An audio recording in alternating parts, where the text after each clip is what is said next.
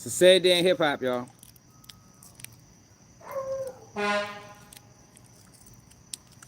Sad day in hip hop. Let me let these dogs up while I'm out here.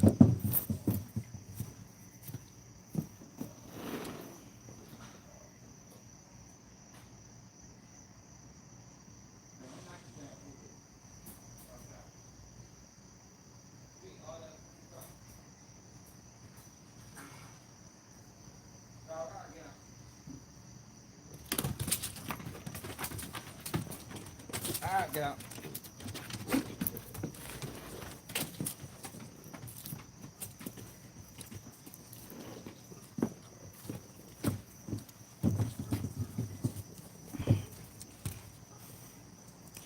I hate trolls. What it is?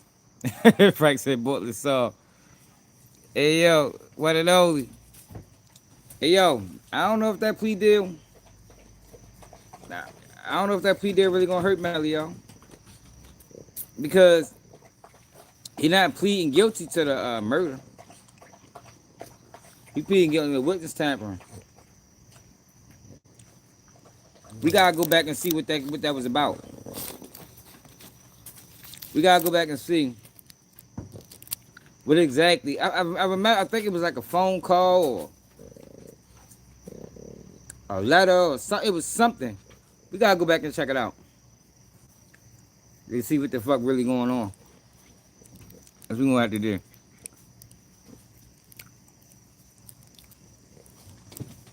That's what we're gonna have to do, y'all. To see where exactly it is, you know, they went from. Now I did hear that in his plea deal. That in his plea deal, whatever he said in this profit hearing won't affect the deal. So he don't have to go in there and tell.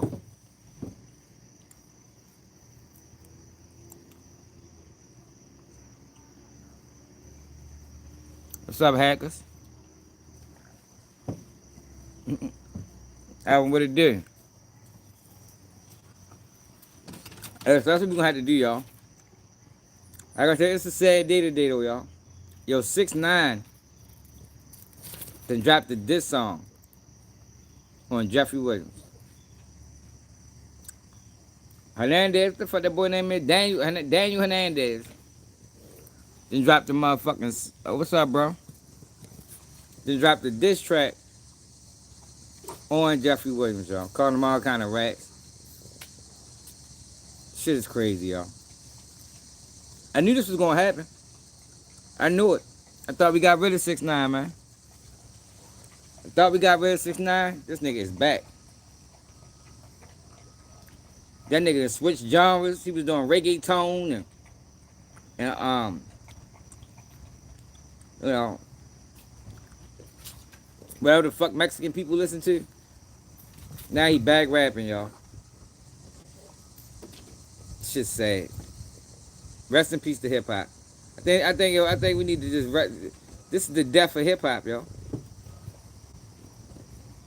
This is the death of hip hop. We got rid of 6IX9INE and we brought him back. You keep talking about that goddamn song. I don't know about that damn song.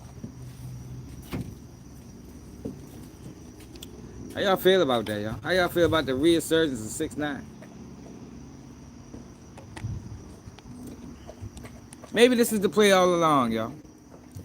Maybe the play all along.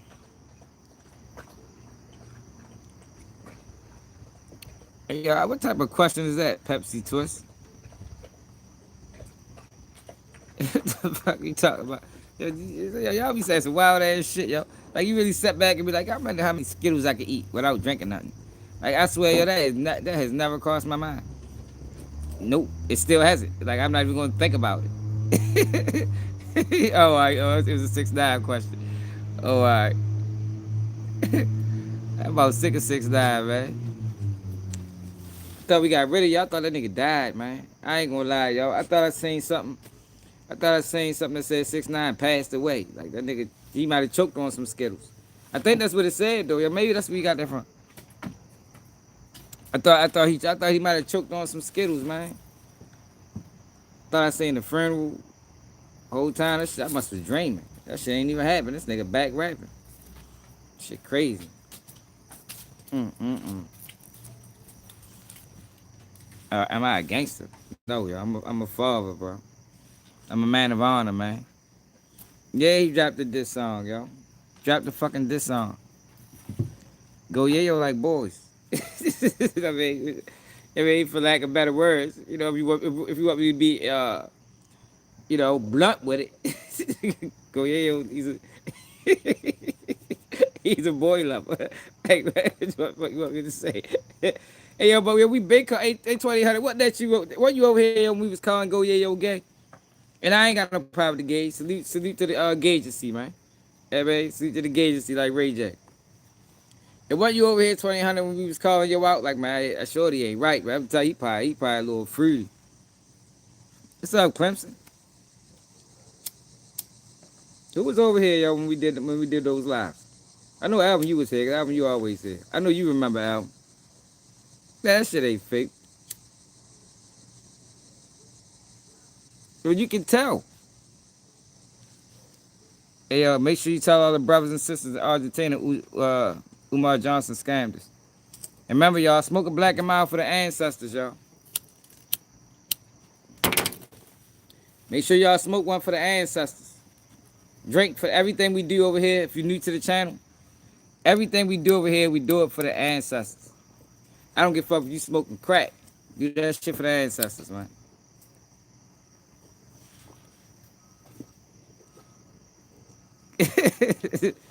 If we come back for this, fuck the whole industry. Yeah, for real, man. Yeah, for real, man. That shit wild. But I don't see how people didn't notice about Goya, yo. Yo, he's way too animated, way too emotional. Like, yo, typically guys that's overly tough, they hiding something, man. Straight up and down. Man, my man Skyhawk in the building. What it is. Yeah, spark the black for the ancestors, man. Umar Johnson said the ancestors like tobacco.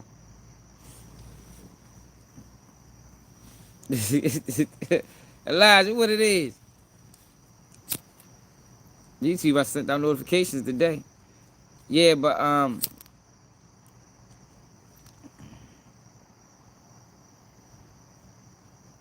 shit, you know how much these teeth cost? These teeth are $1,000 a piece, bro.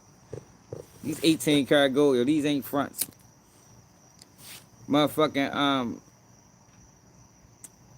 yeah, yo, I wasn't surprised.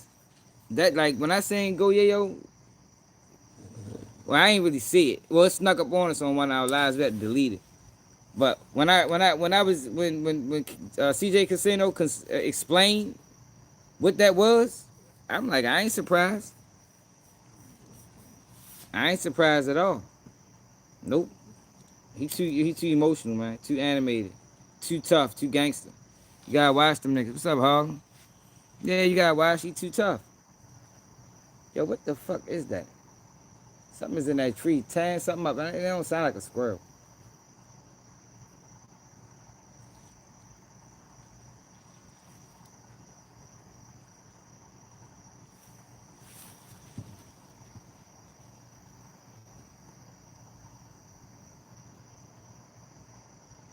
What the fuck that shit is? Yeah, straight up. Hit the like button. What is it?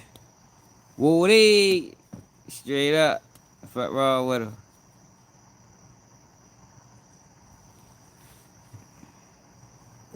Nah, yo, there ain't no bird. I seen it, but when I walked up on that bitch ran, it was brown. But it don't sound like no squirrel. It could be a squirrel. No, it was too brown to be a squirrel. What the fuck that shit is? They got wild animals out here, man. I ain't gonna lie. I see a new animal every day. I just seen a big ass bird fly past. Like, God damn, the fuck is that? In Baltimore, we ain't really got that type of shit. I ain't really started experiencing wildlife till I came out this motherfucker. Got everything out this motherfucker. Raccoons, possums all over the place.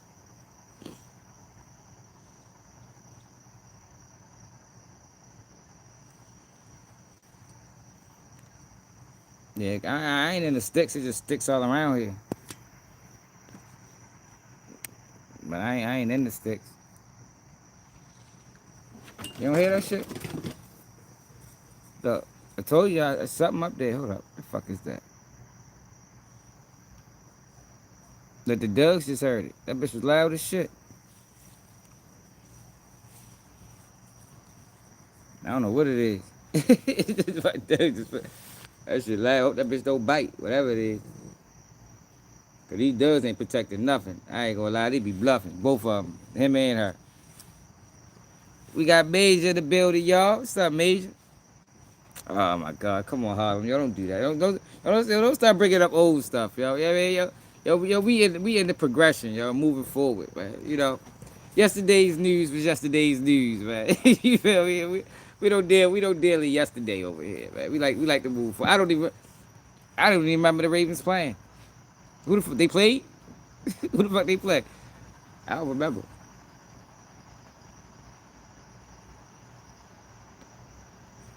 I know one thing. The next time we play them niggas, they said fuck yesterday. Yeah, straight up. The next time we play them niggas, I'm gonna die young heels. I'm on his ass.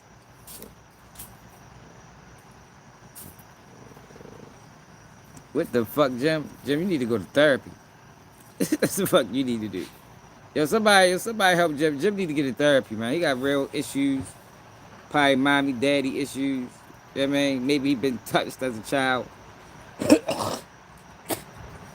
But somebody help Jim, man. Jim out of control, man. We ready to send him over there with Go Yeah. We ready to send you to Atlanta, Jim. That's it. Yeah, we ready to make Atlanta the first gay state. I'm telling you. It's going to be filled with nothing but gays and rats. And we ready to send you to Atlanta. That's what they need to start sentencing people to. When you do some wild, flawed shit, sentence them to Atlanta. You want to be out this bitch snitching and shit? I got something for you. I know what to do with this motherfucker. Says that right to Atlanta. With the rest of the rats.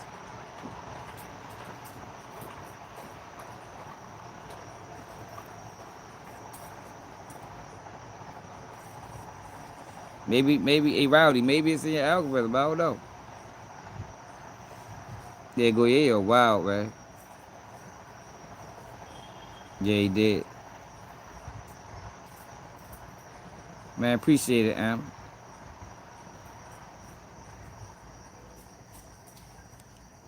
Now, what makes you think I'm out there? What if I was a YN? Days? You don't think I could be a YN? You know what I mean? Why I gotta be on? Charleston White, a YN. Y'all see how he was dressed at the HBCU? Look like he could be my little cousin or something. Fucking Charles. Yeah, Charleston White, a YN, y'all. Straight up. That's what we call him for that way. His name ain't up. His name YN. YN Charleston White. Cause he ain't acting like no wonk, yo. That boy YN for real. Definition of it. Hey Rowdy, I don't know, y'all. Maybe you got rainbows in your future, y'all. I don't know what to tell you, bro. You know? Maybe YouTube is feeding you what you watch. Yeah, maybe you watch rainbows. I don't know how you got over here. But maybe part of the Rainbow Coalition, you just don't know it. I mean, you fighting, you struggling, you like go yeah. You know, you still struggling with your sexuality at however age you is. Yeah, right? It got to be rough, yo, to be 30 and be struggling with your sexuality, yo. Like, that's serious, man. Thought you're supposed to figure that shit out at a young age. Yo, but like I said, it's a sad day for hip hop. Very, very sad day for hip hop. 6ix9ine is back, dropping music. I don't know. Yo, where did we go from here? Yo, this is the day. This is the last day of hip hop, yo. Like it's over. The streets dead, rap dead. All of it is dead. They killed it. The blogs then killed hip hop.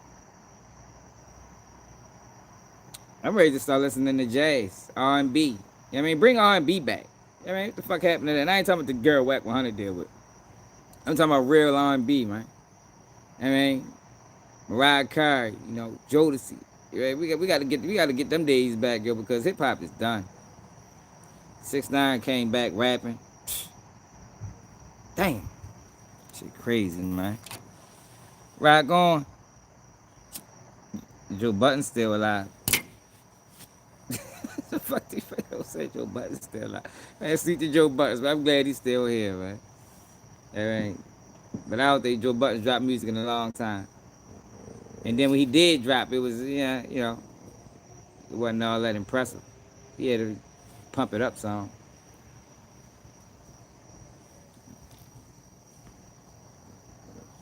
I was saying hip hop that day with Joe Buttons alive. Big gravy. Yeah, Bortlen took the plea, yo. Yo, but I don't think the plea gonna hurt. I don't think the plea gonna kill him. I think what's gonna happen is, and we're gonna go to all that. When I just wanna let these duds run around for a minute. I think what's gonna ultimately happen is that YNW Melly's defense team is gonna call Bortlen up as a witness.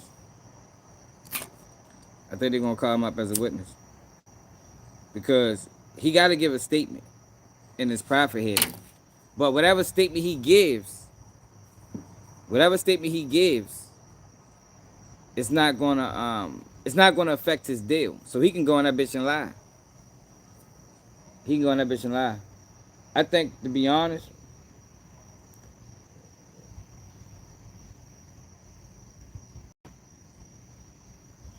I think they offer him a deal because they got so much money, time, and resources in the Melly case. I don't think they want to do that twice. They already did it once with Melly. I don't think they want to send him to trial, go through the whole motion, and then it kind of exposes their hand because they really want Melly. They didn't want to go to trial with Bortlen because it would expose their hand with Melly. Melly is the target. You know what I mean? That's why they gave him a deal. Because typically in deals, like I was surprised they ain't make him testify. Like I'm surprised that wasn't part of his deal. So that just let me know it got to be something else. I don't think they was willing to put in them resources, and they ain't want to expose their hand.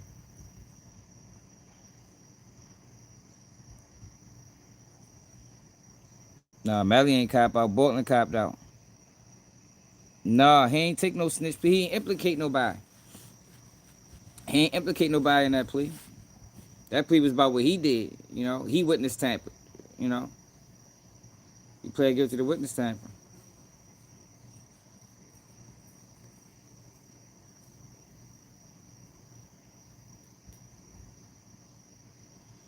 He ain't say he did it on behalf of Melly. Now that's what the state is going to try to say. Once Melly go to trial, that's what the state is going to try to say. No, he ain't got to take the stand. I don't think that. No, they want a statement from him. So whatever statement he gives, and like I said, he don't. Whatever his deal was already signed and sealed. His statement, whatever statement he gives, it's not going to affect his deal one way or another. Yeah, he got to have a proffer. But just because you have a proffer here, you supposed to be honest and truthful, but he already signed the deal. It's not going to affect this deal. So whatever he said in the proffer. Matter of fact, didn't Bortlen do yo, we got a lot to talk about, yo. Yo, this is what we gotta do. I think Bortlen has an interrogation. We gotta go check out Bortlen interrogation. We also gotta find out what happened with this witness tampering. What are they alleging? And then I think then we can we'll come to a better determination of what the fuck really going on and why.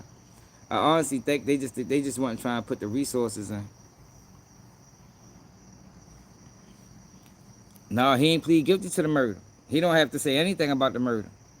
I think they're trying to stick Melly on witness tampering because they can give him life and they can give him life for that. They can get life for witness tampering. So I think that's what they shifting their focus to. But they know I prosecuted. He didn't get not guilty. They didn't, they just not prosecuted, which means they can charge you again, depending on if he was indicted or not. If he was indicted, then they can't charge him again. But if he wasn't indicted, they can charge you again. Once you go through the indictment process, if the case gets dropped, they can't bring it back.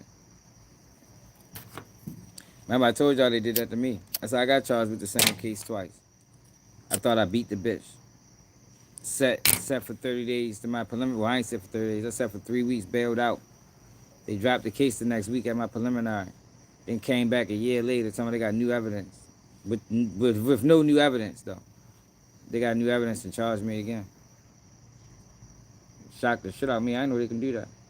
I say I learned about this law shit early on in life, yo. I was 20 when all this, 19, 20 when all this happened. OG, because I wasn't indicted. That's what I'm saying. You gotta get indicted first. I just was charged. You know, you're not formally charged until you're indicted. Like that's how they word it. If you just they just charge you with it and not indict you, I seem high. What if I told you I don't even smoke, bro? Yeah, OG, you ain't see the video I did when I talked about it? I did a video explaining it. It was a dirty game, man. Fuck my head up. I didn't know they can do that. But the crazy thing about it is my cousin lawyer told us to leave town. That's what she told us. She said, if I was y'all, this when he dropped his case, she said, if I was y'all, I would leave town. I thought she was joking. She said, no, I'm serious. I would leave town. But I ain't think they'd come back and, hit us with the same shit again.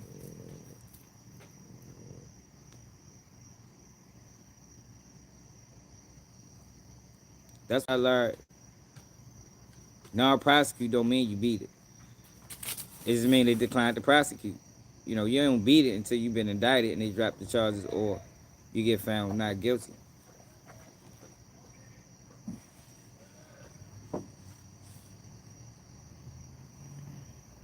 Shawnee, what's up, baby?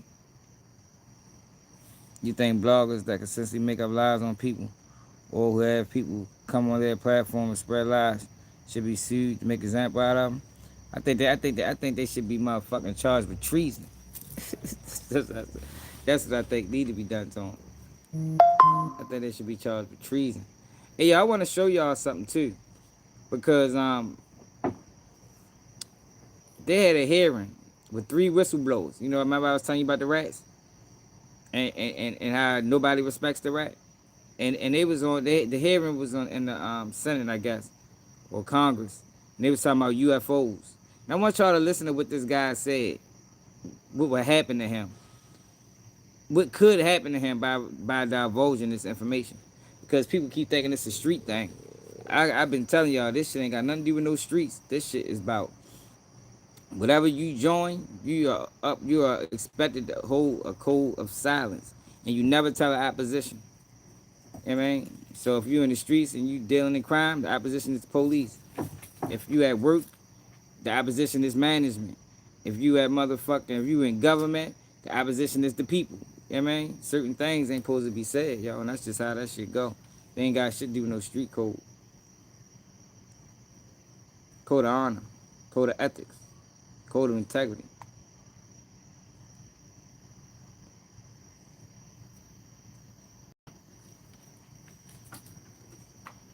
It won't.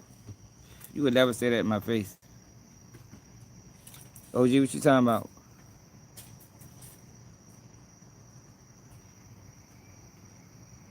Had to tap on. Oh yeah.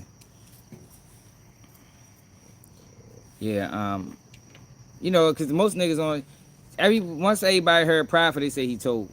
But if you listen to the deal, he already signed the deal. You understand? Like if he'd had the Prophet first and then signed the deal, that's a little strange. I just think that they weren't trying to put the resources. They don't want to expose that hand. That's what I think. Melly Bortlen deal was signed because they didn't want to expose that hand. Because you gotta think, if they had a full on trial with Bortlen, if they had a full trial with Bortlen, now Melly and they know exactly what's going on now. They don't want to do that. Too risky when they already lost the first time. They don't want they trying to stick Melly. They trying to get Melly the death penalty. They trying to stick that boy, man.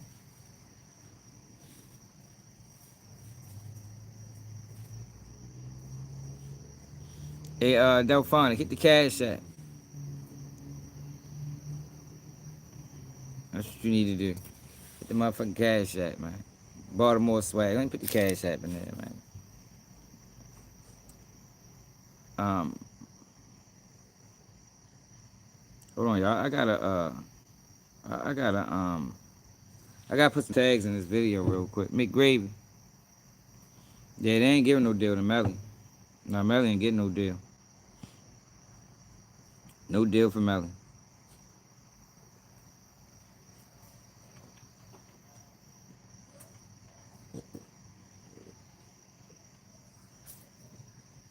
I ultimately think Melly case gonna get overturned though, y'all. Yo, why I gotta be an old man, yo? Like y'all be coming here. Why you motherfucker call me Unc? I tell you, I'm a YN, yo. I'm like Charleston White. Me and Charleston White both YNs. Yeah, man. We the oldest.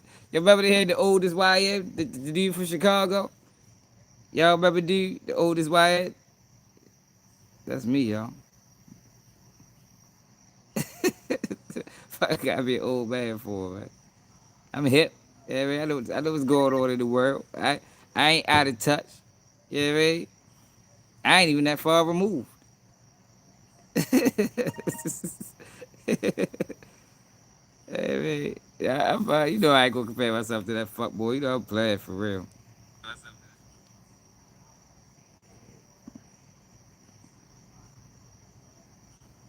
Man, I couldn't imagine sitting in no county jail for 6 years, cold traffic.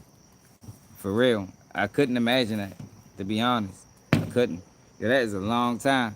I sat in the county jail for 8 months. And yo, when I caught my time, I was so relieved. That shit just felt like the best thing in the world at the time. Like, you feel me? I came back, because yo, fighting the case is stressful, man. Like I done seen people lose hair. Like real like bald spots, like real bald spots. Especially like when you fighting real cases when they trying to take your life away. Man, that shit's stressful, man. You catch that thanks, Rico. Rico money. You catch that time, that shit is like a stress reliever. Like, yes, finally. I can move on. You know what I mean? Because when you in the pre-trial stages, you kind of like stuck. You know what I mean? At least once you catch the time, you know what you gotta do. You know what I mean? I'm gonna go in there. I'm either gonna work or I'm not. I'm gonna go to school or I'm not. I'm a read. I'm a work out. You understand? You know what's before you. But when you fighting, yo, I just think the uncertainty of it is yeah, yo, that shit is stressful, man. The uncertainty of it. Then you steady watching people go to court and they getting punished. You know what I mean? Especially like if you like high level, like maximum security, they got different security levels in a lot of jail. If you're on like a max tier, when everybody up that bitch got armed robberies and murders and like real cases, not no bullshit. People coming to court, they getting life plus 40, motherfucker catching 50, motherfucker catching 30. You be like, yo, Jesus Christ, like this shit is crazy. See, but that's the part that these guys on YouTube that just be talking. They never lived that. You understand? They don't know this shit real. You feel me? Like even with Bortlen, yo, I think even if he was, I don't think he's testifying. But even if he was had to give a statement, I think we should wait and see. You understand? Before people just start jumping to conclusions, calling him a rat. Cause I agree with Byron Blake. I was on this live earlier. Yo, that shit can get that boy killed, man. The street already in the joint. They know about the plea deal already. And the Florida Department of Corrections right now they know Bortlen took a plea. They figured they knew just as fast as we knew. Like that's how fast word travel. Especially nowadays, we got cell phones and shit, man. Word travels so fucking fast. And if the narrative is he a rat, that's gonna travel fast too. Next thing you know, it start from this jail, now it's at that jail, now the whole system.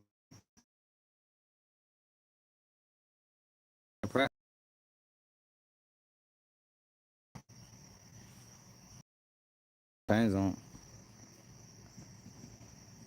He wrote it out. You really can't ask for too much. I mean, the man wrote it out with him. He ain't say nothing. He motherfucking helped him try to cover this shit up. Like I don't think Melly need to be. I don't think Melly should be mad at Bortlen. Like this ain't like a Gunner situation. Like Bortlen fought this shit with him for 8 years. Set for 4. You know what I mean? The man set for 4.5 years. Like, sweet to Bortlen, man. Hopefully he don't go in there and say nothing crazy. And I can't see him doing it because if he was, he'd have been did it. If he was going to tell on Melly, he'd have been told. He'd have been told. And he only got 10 years. He didn't even get 16. The 16, he got the 6 is on the back end. So you got 4.5 years in. Shit, Bortlen probably do 2 more years, man. How much time you gotta do in Florida? How much? What's the percentage of time you gotta do in Florida? You got 4.5 times, sir. Time credited. Fuck you do on 10? 7, 6, and the case should be non-violent. Witness tampering.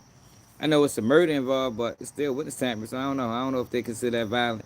You know, a lot of times the court is consider it violent or non-violent, and DOC will consider it violent. Like it's crazy how that shit works. They'll tell you it's a non-violent charge, but then you get the DOC and they be like, yeah, this violent. Like what the fuck? That's not what the judge said. Like it's a dirty system, yo. It's a dirty, dirty system, yo. 85%. Everybody not snitching. That's just what the internet wants you to believe. Bortlen held it down, man. He held it down. You know, he ain't go out like a lot of them other guys. But like it's still undetermined, you know, because what he gonna say? But the thing is about his deal, he don't have to snitch. We gonna pull it up. I'm trying to let my dudes run around for a minute. We ready to go in. We gonna pull all of it. I wanna go to the interrogation, see what he said in the interrogation room. He fought, you know. He tried to get what he said struck. Judge denied. He fought, put in motions. He fought. So all you can do is fight. What's up, Sharice? What's up, DeVell? That's all you can do, man. Fight to the very end. Like it's similar to like I tell y'all, like if I'm with my man and he did some shit, well, if I'm with my man and he get caught with a pistol and we in the car together, I ain't gonna be expecting you to take the charge right there. But what I am gonna be expecting is if it come down to a time where we can't beat it, like, you know what I mean? I can't get off, you can't get off. Now it's time for you to be like, yo, that got mine, yo, let you go. If I gotta sit for 9 months or however long I gotta sit, then that's what I gotta do because I made the conscious decision to get in this vehicle knowing that there was a firearm in here. Everybody gotta be held accountable. Lucky 4 man, the fuck you been at, nigga? Yeah, hell yeah. Man, shit. I don't blame you, yo. The streets rough. Cause these young boys not built like how it used to be. You understand? Society made them soft. And the rap nowadays, they don't even talk about jail. What rapper nowadays that's you know that's popping, that's popular? They don't even talk about jail, man. They used to talk about jail back in the day, yo. That's why I respected King Von. King Von was one of the only drill rappers that gave you both sides. A lot of these drill rappers, they don't give you, all they talk about is killing, and drilling. They don't never talk about going to jail. You would have thought that shit didn't even exist. King Von gave you the kill, drill shit. And he told you, you don't want to be me. All the shit I done in the streets. You know what I mean? Let me tell you what it's like. Let me tell you what it's like. You know what I mean? Fighting 45 to life. You understand? Like he gave you that. Yo, because these kids need to know, like, yo, this shit real. So now you got situations where these kids are committing crimes and they going in an interrogation room, they in that bitch crying. Like how many videos we seen? They in that bitch real tears. Like, yo, don't cry now. Fuck you crying for? Man, hey, 4 I'm thinking about trying to get my CDLs, man. That's what's up, bro. That's what's up, man.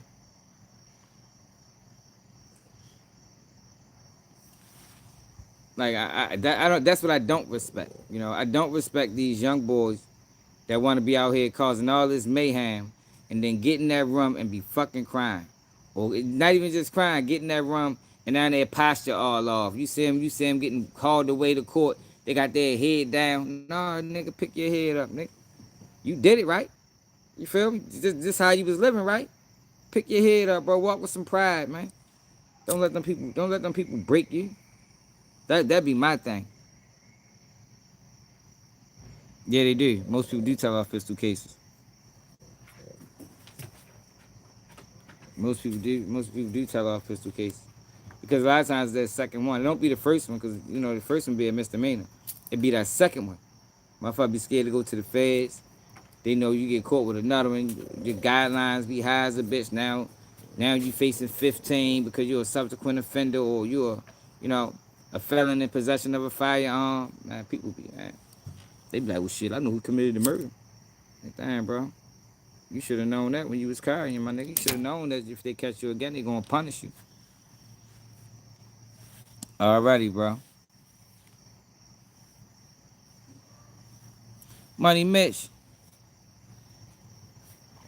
What you talking about? Ain't going to type something. Oh, you said this. Oh no, cause it ain't. Because the deal that he signed, it didn't implicate. He didn't plead guilty to murder. Like if he'd have pled guilty to murder, that's an issue. I mean, because Melly's pleading not guilty to murder. But when you talking about witness tampering, that's why we got to go through what actually happened in this witness tampering case. We got to figure out what actually happened, and I know it's a video online because I've seen it before. We got to. What I think it is, it's surrounding the the girlfriend. I think Bortlen supposed to send us some money or wrote her a letter. It was something to that capacity. We gotta figure out what the fuck going on. Yeah, rap music is fun nowadays. I don't even listen to rap like that. Be honest. No, he pled guilty to witness tampering. He pled guilty to witness tampering. Y'all finished running around?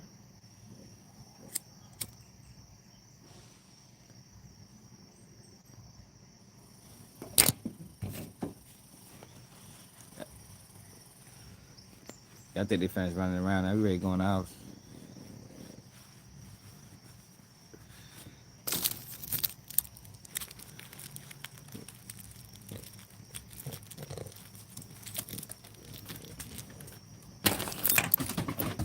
Right down, bro. Slow down, my nigga. What you running for, nigga? You ain't going nowhere but in the house, but that shit right there. Hit that like button, y'all. Yeah. That's why I think it was more so. That's what I'm saying. For them to give him that type of deal, I think it's more so that they didn't want to expose the hand. They didn't want to take Bortlen to trial. Taking Bortlen to trial would expose their hand for Melly case. I don't think they want in the cage. No, in the cage. Don't stand right there. In the cage. Motherfuckers chewed my damn shoe up last night. Come on, you two. In here. Let's go.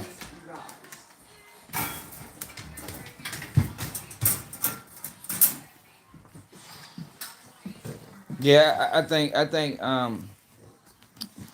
they'd expose their hand and they wasn't trying to do that. Think it'd have been risky. It was too risky. It was too risky for Melly case to expose their hand with Bortlen. Cause they would have had to show him something. You feel they would have had to show him everything. And I'm sure the lawyers was communicating. Sure the lawyers was communicating. Lawyers communicate.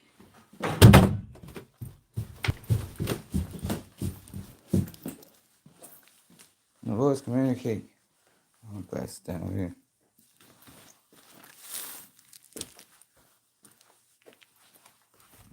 So let's go back. So let's go back and see what this witness tampering was all about. Matter of fact, no, we're gonna go to Bortlen's statement first.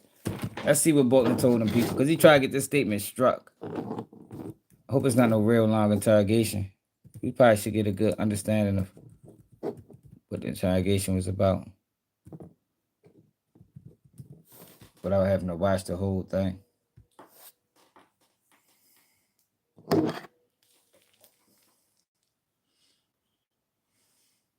And what it is. All right, so let's see. Ynw boy. Interrogation.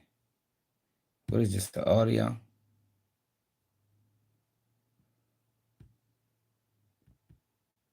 Here we go. 42 minutes. All right, the Crime Circus dude got it. See the Crime Circus. What's the name? Oh, it's the audio. The group and stuff. YNW. What is it? YNW. YNW? Yeah. The Purge, What's so what it YNW is? stand for? Young nigga world. Good evening, ladies and gentlemen, and welcome to Crime Circus. My name is Drip Drop, and I'm your host as always. On this channel, I present interrogations and true crime videos. This video right here is Melly's code. Henry? Yo, are we clear, yo? Are we clear? Y'all remember, yo, don't let us not get clear and don't say nothing. Can y'all see that? Are we clear? Is y'all somebody gonna say something? It's 36 people in here. Nobody saying anything. Before I continue, y'all, I don't want to continue and this shit grainy as a bitch. All right, bet. Thanks. Hey,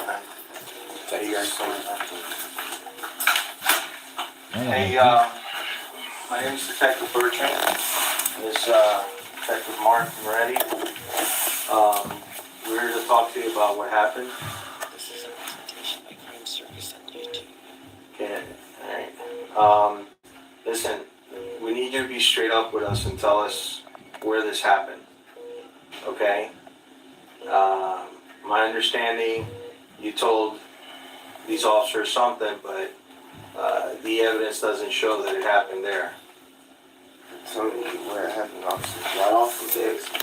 Right off the exit. As soon as I almost got to the light. Okay, tell me what happened. Then I was playing music. Getting off the exit. I was already getting sleepy. Almost home. You know what I'm saying? And like just out of nowhere, like I just heard gunshots, you know what I'm saying? So and I ducked down, you know what I'm saying, in the car. And I almost crashed the car. Let me back you up a few minutes. Where were you coming from? I was coming from the studio.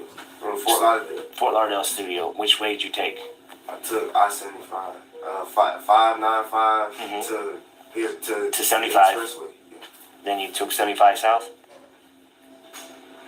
That's what. If you coming from Fort Lauderdale, you take 595, right? Yeah. And you get off. You get on the expressway, right? Yeah, so yes, that's what I'm saying. Okay. And then we got off the Memoir exit. Exit. And then when I got past, the little 3 turning signals. Yeah. When I got past that. Which turn signal were you in? Which turn lane were you in? I wasn't in. I was getting off the exit. When I got off the exit, after that light, when we make the right. Yep.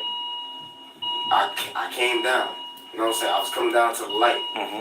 You know what I'm saying? And as I'm passing through the light, you know what I'm saying? What lane were you in? I was in the left lane. I was in the left lane, but I was in the left lane. Left. He's on the far left side. Yes. Okay. And so you were already turning under Middlemore Parkway, or you started hearing the I shots? was already. I got off the exit. Yes. I got off the exit. I'm already off of the exit. You know what I'm saying? I made the right. Okay. You said the 3 turn lights, right? Yes. Okay, I went through that. Okay. You know what I'm saying? Went through that. Were you going west or east? I was going, west is this way, man. No. Okay. What help? Where were you going? I was going to my house. Where's your house at? Our house is over in by Silver Lakes. Okay. 18521 Southwest 44th Street. Over there, I can't really What is it? It's 185. Yo, so is Bortlen the only one that went to the hospital? Was Melly dropped off? Oh yeah, they say Fredo Bang got Melly. Okay, got you. So he the only one that went to the hospital. Yeah, he supposed to drop them. He supposed to drop them off. Kept going. 18-5? Yes, 18-5. 21. This is a presentation by Crime Circus on Southwest. 44th Street. What? 44th Street. 44th Street. Okay, so you were going west. Okay, because you're saying that you made a right.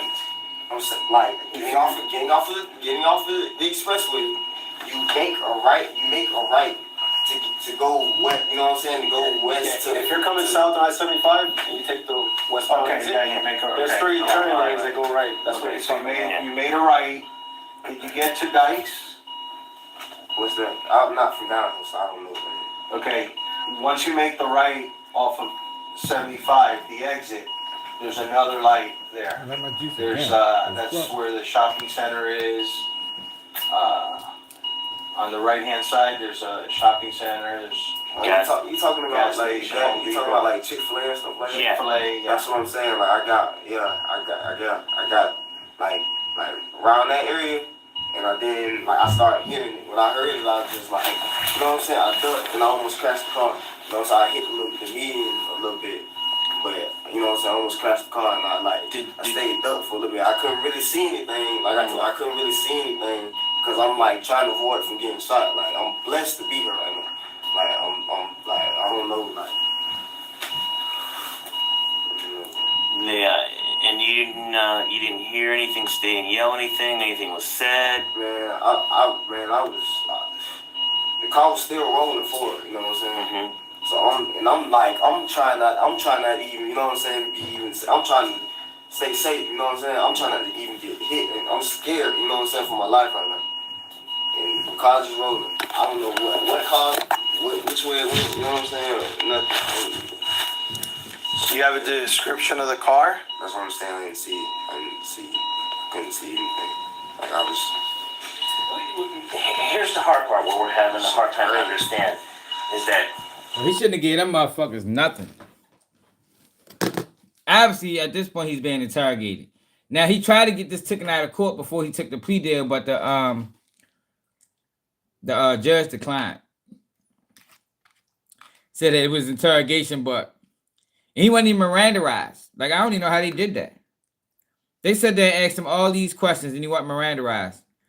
And their excuse was, well, at this point, he wasn't a suspect. Sound like suspect questions to me. we shut down that entire area, and we had officers shoulder to shoulder walking out. They didn't find as much as one shell casing.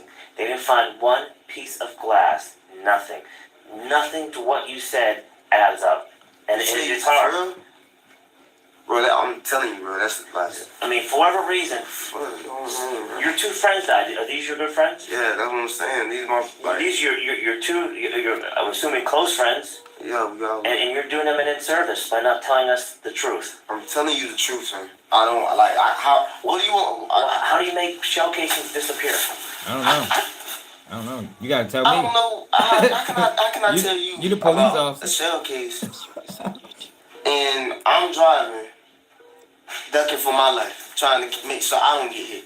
And you telling me, you telling me about shit. I don't know. You know what I'm saying? I'm trying to make sure I don't get hit. I'm driving. I'm trying to make sure I don't get hit. You know what I'm saying? What I'm gonna be worried about? You know what I'm saying? I know it's not for you to worry about. Shit crazy, bro. But if you tell me it happened there's got to be some evidence there. There's going to be broken glass, just like there's broken glass over here when you guys open the doors and stuff like that. Okay, there's going to be broken glass over there. I'd be like, well, maybe they wouldn't picked it up. I don't fucking know. that ain't my job to find out. You know what I mean? All I can tell you is what I know. This is all I know. And this is the story I'm sticking to. Maybe they came past with a motherfucking broom and a dustpan and, you know, gloves and picked all the shit up and left. When the windows got shot out, there's going to be casings from the people shooting at your car. Okay, there's going to be evidence over there. Okay, right now, there's nothing. Okay, now, I kind of think I know what happened because I got information that something else happened. Well, tell me. On the east side of the city in Pembroke Parks, but, you know, which sounds similar to your thing, but you need to tell it. You need to be straight up with us. Okay, listen. I know you may be you maybe you're scared. You know, but like Mark said, you're doing your friends a disservice. We can't do our job. I'm not doing no disservice. I'm telling you the straight up honest truth. Like I can't. What can I like tell you if I'm ducking for my life? My head's over here, steering wheel's here. I'm trying to make sure I'm like, you know what I'm saying? But like I'm keeping the car straight by hitting median. You know what I'm saying? I'm that shit fucked me up, bro. Let me ask you this. Look up and see them like how they looking. What the, you think I'm like looking for a car? No, hell no. I'm trying to. Man. All right, well, you know, let's just forget about where it happened. Let's just put that on the back burner for a little while. Let's talk about why. Are you having issues with anyone? I mean, we are upcoming artists and stuff, so technically, like we have been having like, you know what I'm saying, like people like, you know, when you like start doing better than people, they start hating and stuff. You know what I'm saying? So you had some jealousy issues. Yeah, it's like jealousy issue, but but also like it's crazy because people they don't try us. You know what I'm saying? They like. They talk like on social media, you know what I'm saying? But they see us and, you know what I'm saying, it's easier for them to talk shit on social media than it is to your face. You know what I'm saying? So who's been talking shit on social media? And I haven't really been on there, but like he like my friend that's passed away now, God bless his soul. Shit fucking crazy. He was telling me like, right, he always was telling me about how people, just like today, he was telling me some folks from up our way. What's up your way? Like Vero Beach, like that's where I used to stay. You know what I'm saying? So I grew up there. So that's our hometown. You know what I'm saying? So what did your friend say about from Vero Beach? What was he saying to you? He was saying basically just like they were on like Instagram, Facebook, like sneak this, basically like The whole folks city. like that's like. That's what I said. The whole city. Like I know. I don't know. Like they was just hating basically. First of all, if you're up and coming, you know, in the music business, you're gonna be all over social media. Mm-hmm. That's how you make your mark. Yeah. So I know you know more about what's going on social media. You may not know where this happens. I'm not big. I don't be like on it. I don't even have a phone, so I'm not like on it like how I'm just working. You know what I'm saying? He sound like me in that bitch. Nigga said, man, I ain't got no phone. What's wrong with you? I never had a phone. That's what we all been doing. I don't really be into it and stuff. I'm trying to feed into it because like. What's the name of the group and stuff? YNW. What is it? YNW. YNW? Yeah, but like, only for that stuff because I already have a lot of other stuff going on in my life already. Like what? Like I be having like the help out my mom and stuff back. What's up, darling? Down south. Did I say it right this time? North, Vero Beach because she has to stay with a friend right now. And my little sister's staying with her. My little sister's trying to go up fast and stuff like that. So I have to like. Are you supporting them? Yeah, I'm supporting. How you supporting them? Since we make music stuff, my homeboy Sai, he kind of like contributes. He helps me out with my mom. My mom like his mom. This is a presentation of claim service. So crazy, bro. What's That bitch fake it like a Anthony motherfucker. Williams? What's his nickname? Yeah, what do you call him? I'm sure you don't call him Anthony. Sack. What do you call him? Sack. Sack? Yeah. How you spell that? S-A-K. S-A-K? And that's how he's known on social media as Sack? Mm-hmm. What about Chris Thomas? Juvie. What? Juvie. June? Juvie. Julie? No. Juvie. J-U-V-Y. Juvy?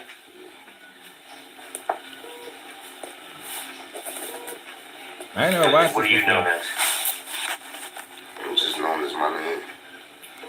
My man? My name. They call me my name. My name? No, my name. By your name? Yeah. Court. Okay.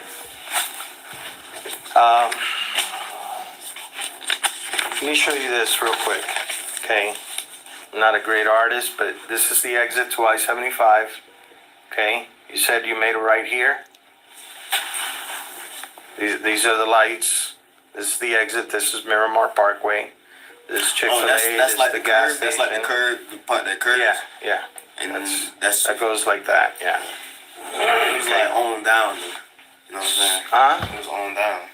So did you pass Chick-fil-A? Yeah, I passed. Did you pass this light here? Yes, that's what I was telling you. I passed. Oh, so you passed that light? Yeah, I got on down. Yeah, That's he what said, was yo, telling you. I ain't gonna I got lie. on down. He the one making it hard for Melly. Dave, what the fuck it is? Yo, you can't explain that to them people, man. Can't explain nothing to them people. Now he ain't telling, but this shit gotta be proven. These people gonna investigate. You giving them motherfuckers a whole landmark of where y'all went and God damn it, shorty. Yo, once he's saying to go this way, yo, he supposed to say, yo, I need a lawyer. 18 minutes in the interview. Man, look, I told y'all what it is. Y'all don't believe me. I'm done. But at this point, he wasn't under, like they didn't Mirandarize him. And at this point, he wasn't even under arrest. They drove him home after this. But that's the game that they play. That's the game that, you just want to talk. You're not in real, no, can't get the words out. You're not in any real trouble. We just want to get a better understanding of what happened this night. He is in this bitch talking in circles, but he ain't snitching. He just this shit gotta be proven. Did you hear the Chili's? Where's Chili's? Like Polo Tropical type. Polo Tropical's on the other side of 75. No, they have a new one. Close to 172. Hey, do me a favor. Yeah, they have a new Go, one.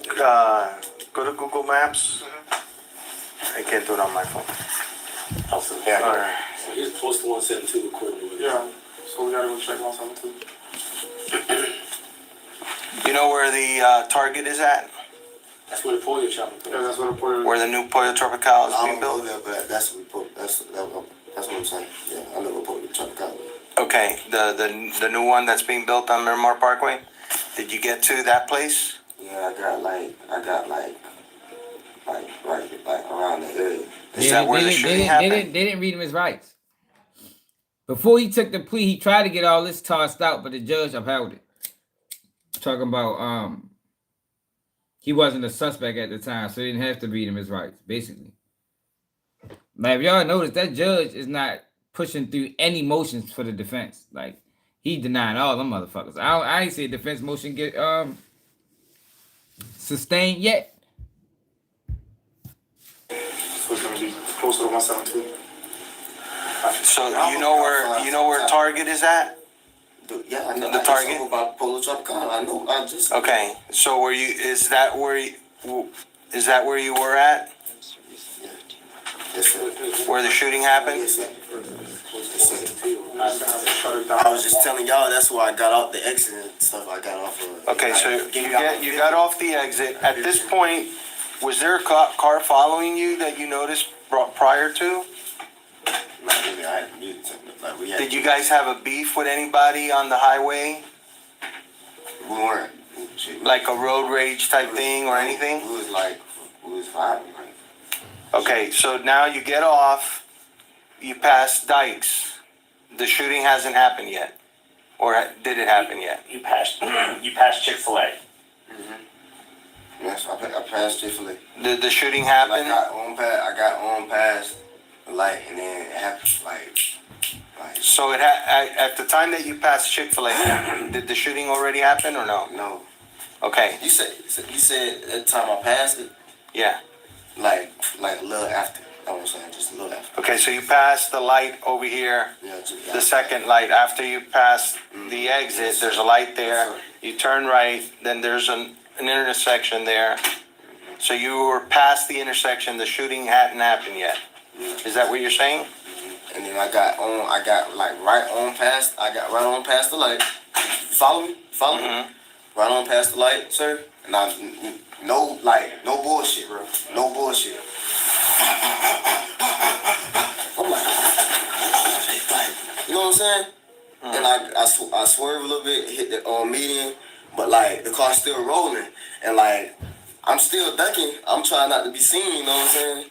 In the car. Did you hit anything else other than the median? Because you got damage to the hood that of your was car. That was already. The damage to the hood of the car was already there? Yes, sir. Okay. That happened on the trip. We had it on the trip in Georgia.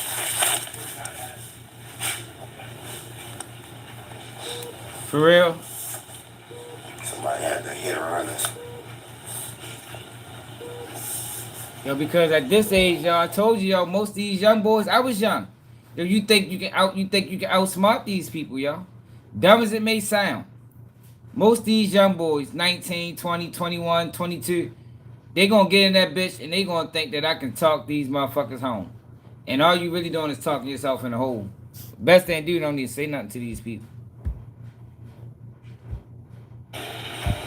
I'm like, am I a suspect? No. Then okay. If I'm not a suspect, then we ain't got nothing to talk about. Damn, man, this junk is crazy, bro. And that moon before all night, bro. You know, after you pass, there's Chili's, then there's a park, Miramar Regional Park. I think it's Chili's like ducked off, right? Huh? It's like you can't really see Chili's, right? Yeah, it's kind of like a little bit hidden. Yeah, you know, yes. because there's like a little berm that kind of. There's a little shopping strip there. There's a whole bunch of little restaurants. And then there's the regional park. Then after the regional park is the where the Target is at, and the new Pollo. We're just trying to figure out, you know, for you to give us a little bit better pinpoint where you think it happened. Was it before the park or after the park? The regional park. It was like right, like. Oh man. Hey, how about we get in the car and you show us? You want to do that?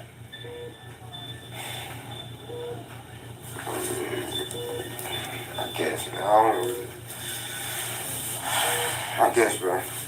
Yeah, we can. And like, after that, like, I'm this shit, like, it's like bring my anxiety and shit, like these, like, I can't, like, they're really dead right now. Like, I just seen these men in the car, dead, bro. You don't have a cell phone? Well, that shit ain't gonna work.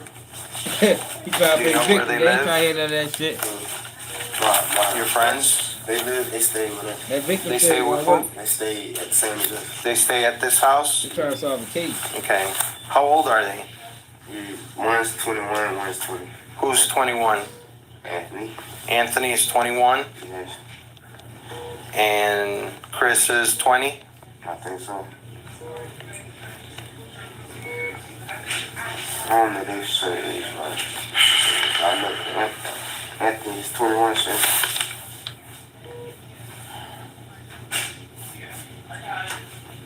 You can't give me any names that was you guys were beefing with, your other friends on social media? Anything recently came up? No, sir. So, you know, I'm Yeah, sure but they're gonna talk to you about. But this is what I told y'all though. He didn't give them no names.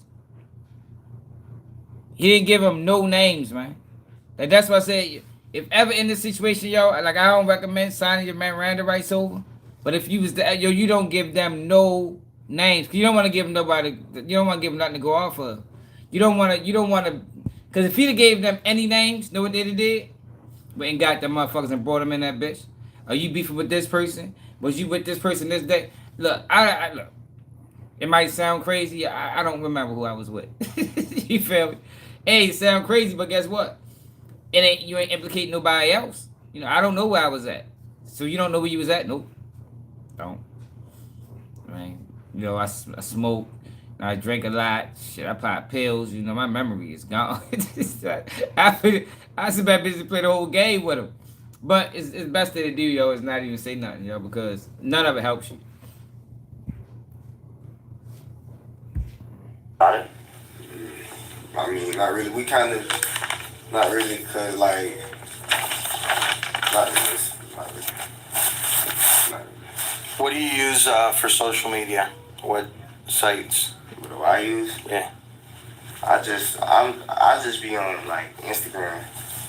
Really. Just say you ain't had no That's the only phone, thing bro. I be on. They be on everything else. They be on everything. What's your Instagram name? Just told me you ain't had no phone, bro. Must have forgot. YNWM? You forgot he told me he had no phone. Huh? YNW bam. Band? B-A-N-D? BAM. Why y'all asking for my stuff? It's just gonna help us figure out what's, if there's Like the beef and stuff? yeah. Y'all not gonna really see nothing on my page though, cause like, my page is like, people really don't like it. Yeah, but then we'll get off your friend's page, we'll get your friends. Oh, okay. Yeah, okay. I understand that. I understand that. So, What about Anthony's? YNW fact chasing. Yeah. Right. YNW. What we used to get you in the court of law. S-A-K, You have a right to an attorney. Jason, Sack chaser. all together. Yeah. Okay. And then what about Juvie? YNW Juvie.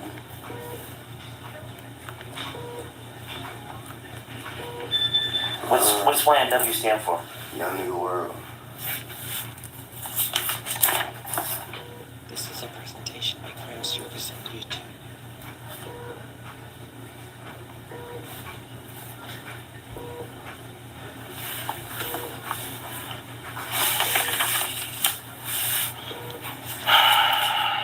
I can't believe my boys.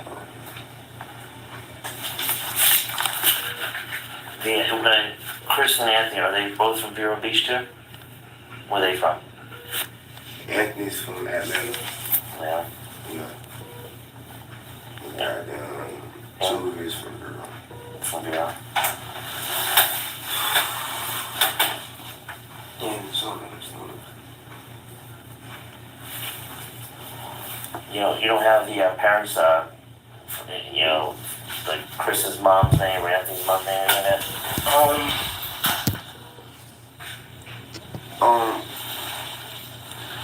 Anthony's mom's name is Jana, I think. Jaina. Yeah. Jada? J-A-D-A or? Jana. Thomas? I don't really know his mom's name. What about Anthony? I just told you what his mom's name was. Oh, Jana is Anthony's? Yeah. What about Chris's? I don't know. I just told And you. he court 10 years. You probably got 2 years, 3 years left. Maybe. Do they live You got here 4.5 in or in Vero? I told you that too, that little girl. Okay. The mom. Who lives with you at 18521 Southwest 24th Street? Them two. Jamel.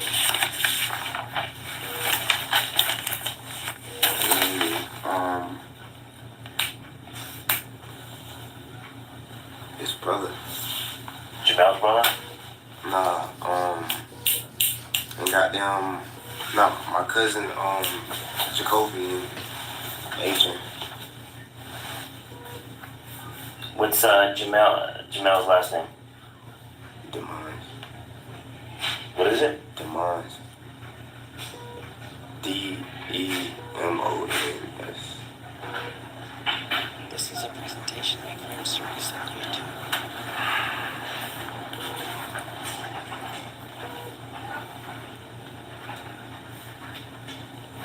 And they haven't been having problems with anyone lately?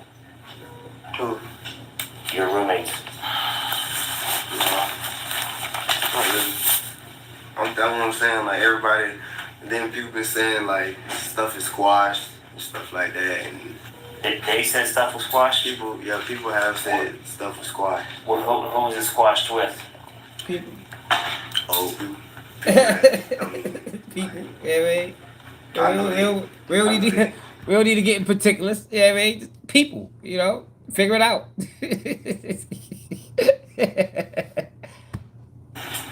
I know they ain't We would just, enlighten us, fill us in, helps us to know a little better. Who were you beefing with that it got squashed? Who was that? The whole city. okay. Ev- Like ev- an old homeboy, but I mean, What's old homeboy's name? his name is Bentley. Bentley? That's his real name. That's just what you call him. That's his real name. I ain't making shit up. And where's he from? He from Real Beach. I ain't making shit up, man. Have you They seen said him they down here was bitten. recently? No, sir. Like, honestly, sir, we did get jumped in Walmart, When? a couple months back, sir. But I don't know who the kick guys were. Which Walmart? The one right here, Hey, yo, I'm sorry, yo. Yo, these people not stupid, yo. Yo, don't go in there and play with the people like that, yo. Yo, this right here is a fucking lesson. Yo, do not go in there playing with the people. That shit won't work. I tried it. He tried it. It don't work, yo. It don't work. It sounds good, you know, maybe in the movies. Yeah, but reality, yo, that shit don't work. These people ain't buying none of that shit. they ain't buying nothing. He said, that niggas in that bitch freestyle. You think about fucking put on the paper, a pen in the pad and started writing. You know what I mean? Write a rap in that bitch. Cause they don't believe none of this shit. Emerald Pines. The Walmart close to your house? Like, yeah. Right. So that'll be the one in Pembroke Pines? Yeah. Did you guys report it? Nah. Go in. Nah. Who jumped you? Was he inside the Walmart or out in the parking Yeah, I was lot? inside the Walmart. Who was it? Some. Yup, you know they is. Like, they was. You know they going. You know they went straight to that Walmart. See, and that's where Melly fucked up. Yo, Melly, they fucked up, yo, by saying he was at the studio. That was the biggest mistake. Studio got cameras, yo. You don't put yourself nowhere where it's cameras. You don't do that, because they come to get them bitches.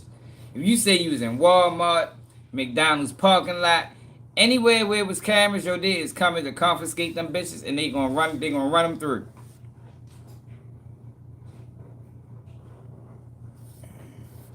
You're talking about the Walmart on 184th Yeah, they said they and called- Pines Boulevard? Yeah, they said they called the police and stuff. And we, yeah, it's all crazy. Did you remember talking to the police that day or not? Nah, we didn't talk to the police. We just left. You just left. Oh, for real? Okay.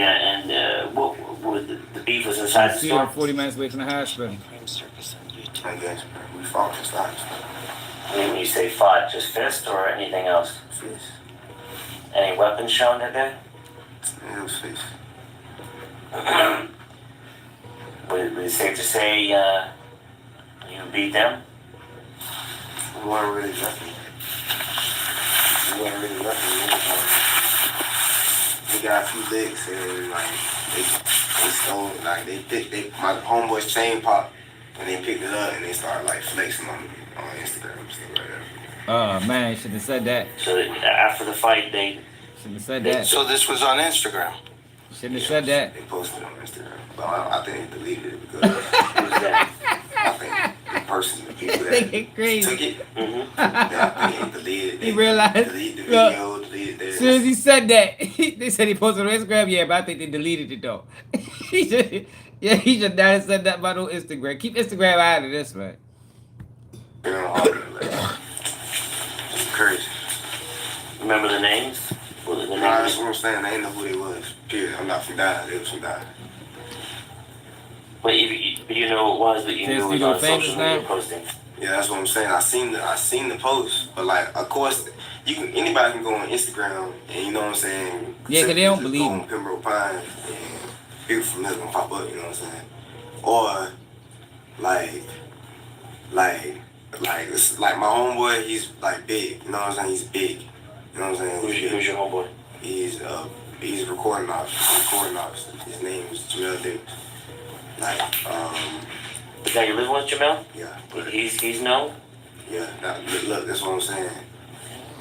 We didn't know. We don't know. Like, we didn't know. Yeah, Like, it just he came up fucked our the nose. story Like, up, man. What I'm saying is like He fucked the story up. we didn't like know who they was. Like, it was like I know her. Like, Yeah, you know what I'm snitching saying? though, Like, almost but like he you know fucked the how. story up. Okay, you know how you just go to the store for something and like, all right, say you go in the store. They was gonna get his name any motherfucking way. You just feel like something's finna happen. You know what I'm saying? And like, You should have gave him nobody's name. like your instinct tell you, and like you just, you know what I'm saying? that's what happened. We just call them when they hit the corner, and just happened like that. And they ran out the store after when they got it. Do you have any affiliation with any of the gangs? No, sir. Nothing at all? No, sir. How about your friends? Nah.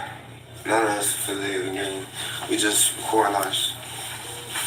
Yeah, that's what he fucked it up.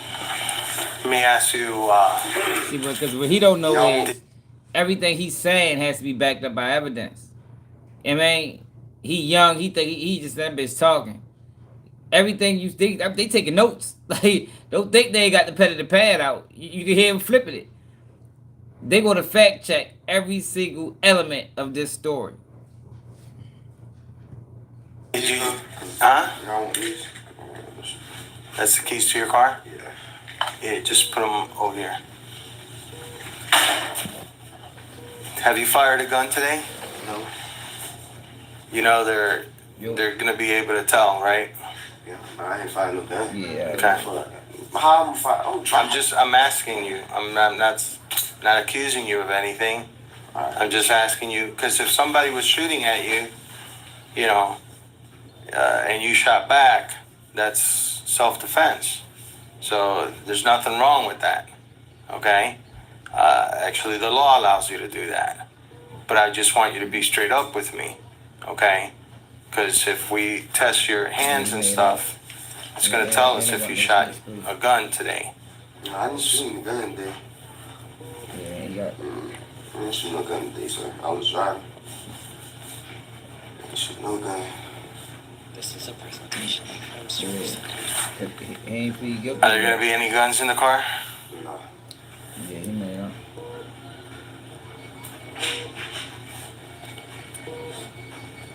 I think they want to stay there. Were you guys just smoking out when you guys were in the car driving? No, they we was like, when I got on close to the exit though, they was like damn near asleep. You know what I'm saying? Well, because the car reeks, you know, of weed. so. We been smoking it anyways, but no. Okay, I just want to know, you I know. know. I'm telling you straight. Like I'm telling you, cause I don't have nothing to lie about. You feel me? Right. So like, You guys doing any dope deal gone bad and that's why this happened? no. Someone exposed their hand. And you guys work. That's why they How do you guys support yourself? I told you, my homeboy is a signed recording artist. Jamel? Jamel? Yes. That's how you're paying for the rent for the house and utilities and everything? Nah. Yes, sir. Who's he signed with? But He signed they up didn't want to 300. take him to trial. They didn't want to take him to trial. They want Yeah. Hold up.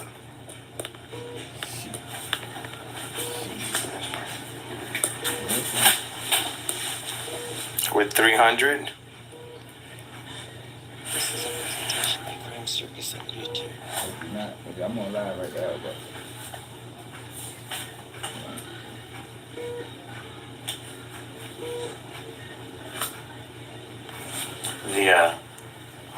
I'm assuming that's a rental car? Yeah. Who's the car rented under? Well, our manager. What's that? Our manager. And which one's your manager? What's his name? I don't know. It's like Frankie's something. He's your manager, you know? I can call him by his nickname, but I need to know his real name right now. And I just met him like this year. Yo, You know what I'm saying? he I is ain't gonna freestyling just shit know out his this name. story. But his name is Track. Is what? It's Track. Trek? Yeah. Trek? Yeah. He's on 100K track.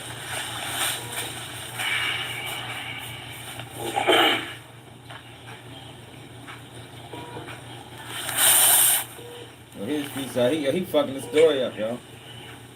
That's how Track got involved in this shit. He should never mention them.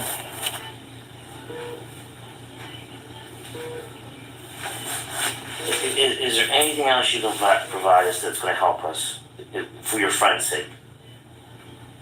This is the point. You know, anything you're involved in, anything illegal, you tell us it's fine. It's a wash at this point. We need to know the full story. Young, yo, you for think Anthony you and get out Chris's talking to sake. people, man. Yeah, we don't care, man. As far as that, all we care about is your friends, who shot your friends. All right, we're homicide detectives, so I don't care if you were doing a drug deal. I don't care if you had a beef with somebody. I'm just telling you. I know. You know, I don't care any of that shit. I'm finna tell you. No. All I care about is solving your friend's homicide. No, it wasn't nothing like that, bro. I told y'all the story, and that's it, bro. I don't even talk about it anymore. Now you get angry. I told y'all. Like, I don't know. Like, I don't know. Okay, just so you know, all right, because you're saying, well, I don't want to talk anymore. There's going to be a lot more questions. And we're not trying to piss you off. I know. The thing is, we don't know your friends. He drove to the hospital with 2 dead bodies in the reason car. we have to ask all these questions because the more we know. He drove to the hospital with 2 dead bodies in the car. That's what happened. That's how we got here, man. Know about your friends, your lifestyle, your friend's lifestyle, your friends, his friends, and the circumstances surrounding today. What's up, Rick? The more, the easier it's going to be for us to try and solve this. Okay, if we don't get any information, it's. Let me throw this out to you. Okay? Yeah, so the story was it was a drive-by shooting, and his homeboys got killed. He didn't get hit, so he drove to the hospital saying that it was a drive-by shooting. But what he didn't know is that they already had calls about another shooting, and they already canvassed the area and realized what he said the shooting happened at didn't happen there. There's no glass, there's no bullet fragments, there's no shell casings, there's no nothing. And just be straight up, man. Just be this is an honest answer, and I would respect you, okay, by just telling me the truth, even if it's something that I don't want to hear. But I respect the truth rather than BS, okay? And a simple question. If you knew who did this, okay, you may or may not know. If you knew who did this, would you tell me? It's either a yes or no question. Answer. Honestly. Yeah, honestly. The truth. I'd be like, yeah. You wouldn't? I say yeah. Because I wouldn't want to be a part of that. I wouldn't want to be. I'm like, hell yeah. Okay. I respect that. I respect that. I'm telling you that. What you talking about? What you mean? Hell yeah, I done told you. I'm telling you right now, ain't it? The fuck? The fuck I done told them niggas. Hell yeah, I just told you. The fuck, you know, real boy, believe me or believe me. I can't force you to believe something. But I'm telling you now, man. Because you rather just handle it within you guys? Hell no, these detectives ain't dumb. They playing dumb. They ain't dumb at all. They don't believe none of this shit. Don't ever think, hey, yo. Don't ever think the detectives is dumb. Don't ever think that. These people been working this job probably 20, 30, 40 years. They ain't dumb at all. don't ever believe that shit. That's how you find yourself in this situation, thinking the detective's dumb. These people ain't dumb, man. They spend long hours, probably working 80-hour weeks doing this shit. Like, I'm so fucked up right now, like, I don't know. Officer, detectives, I'm sorry for my language, you know what I'm saying? Not sure, you're not gonna I ain't from down here. Like, this shit make me emotional. Oh, yeah, like, it might be different in Philly. Yesterday, bro. You know what I'm saying? This shit just really fucked me up, son. You know what I'm saying? And then y'all gotta take my shoes, and I just got them bitches back from somebody that goddamn took them from me. You know what I'm saying? Someone took your shoes? Yeah, and I had to get them back, and I had to clean them up. Who took your shoes? My homeboy had them took them, and I had to go get them, and he had them fuck them up, man. I just cleaned them yesterday. He stole from you? He like kind of like switched them out, like for his shoes, like his shoes weren't nothing compared to those. Yeah. You know what I'm saying? He lives with you, or is Nah, he just came down there just to, you know what I'm saying, just to, cause he makes music too. Mm-hmm. So he came down there just to get the food, you know what I'm saying? at your house or at the recording studio? Hey, where's the recording studio at? Don't I tell don't him. know the exact like location. You know what I'm saying? Because it's my first time being there. You know what I'm saying? They brought me there. So like, Give me some landmarks. I know it was in the Dale. Like that's probably like the only like. In the where? In Fort Lauderdale. That's like the only like. You know what exit off of 95? Nope. Do you get off 95? Is it on East? Yeah, it's off of 95. But I think it's Told like. him none of that. Is that Oakland or something like that? Oakland Park? Yeah, I think it's You something. should have Like told him none of that shit. This is a presentation by Crime Circus on YouTube. I had to use their phone for GPS.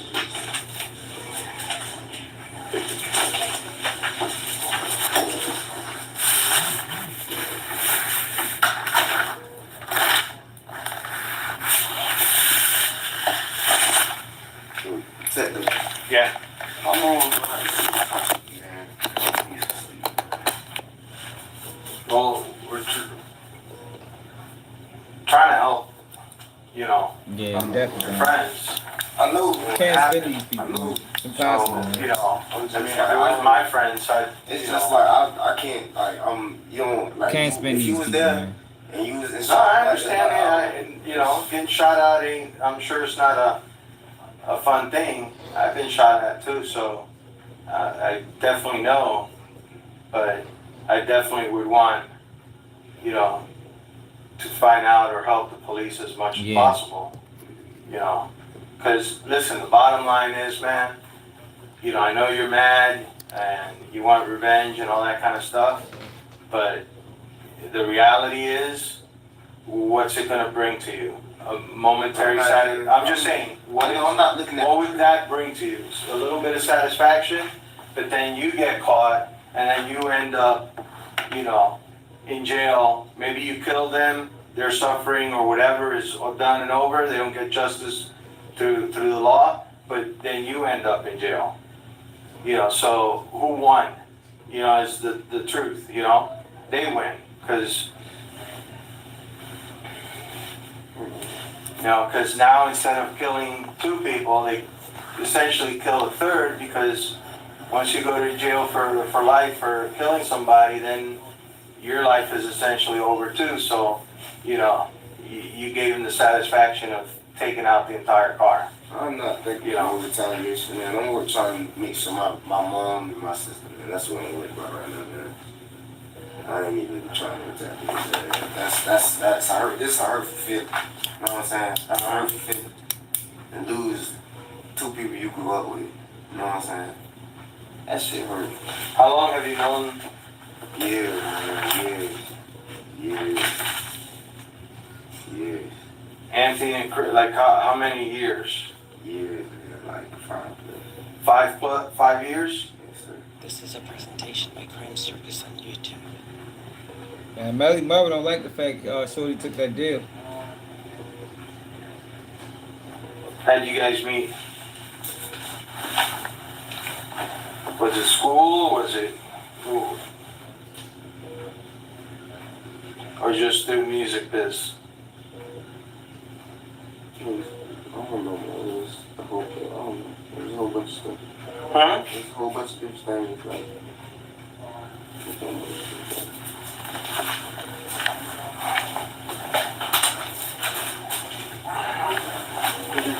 They said you took pictures of it Hold on a minute. Thank you for watching this Crime Circus presentation. I really do appreciate it. Please. All right, so let's see this witness tampering. YNW.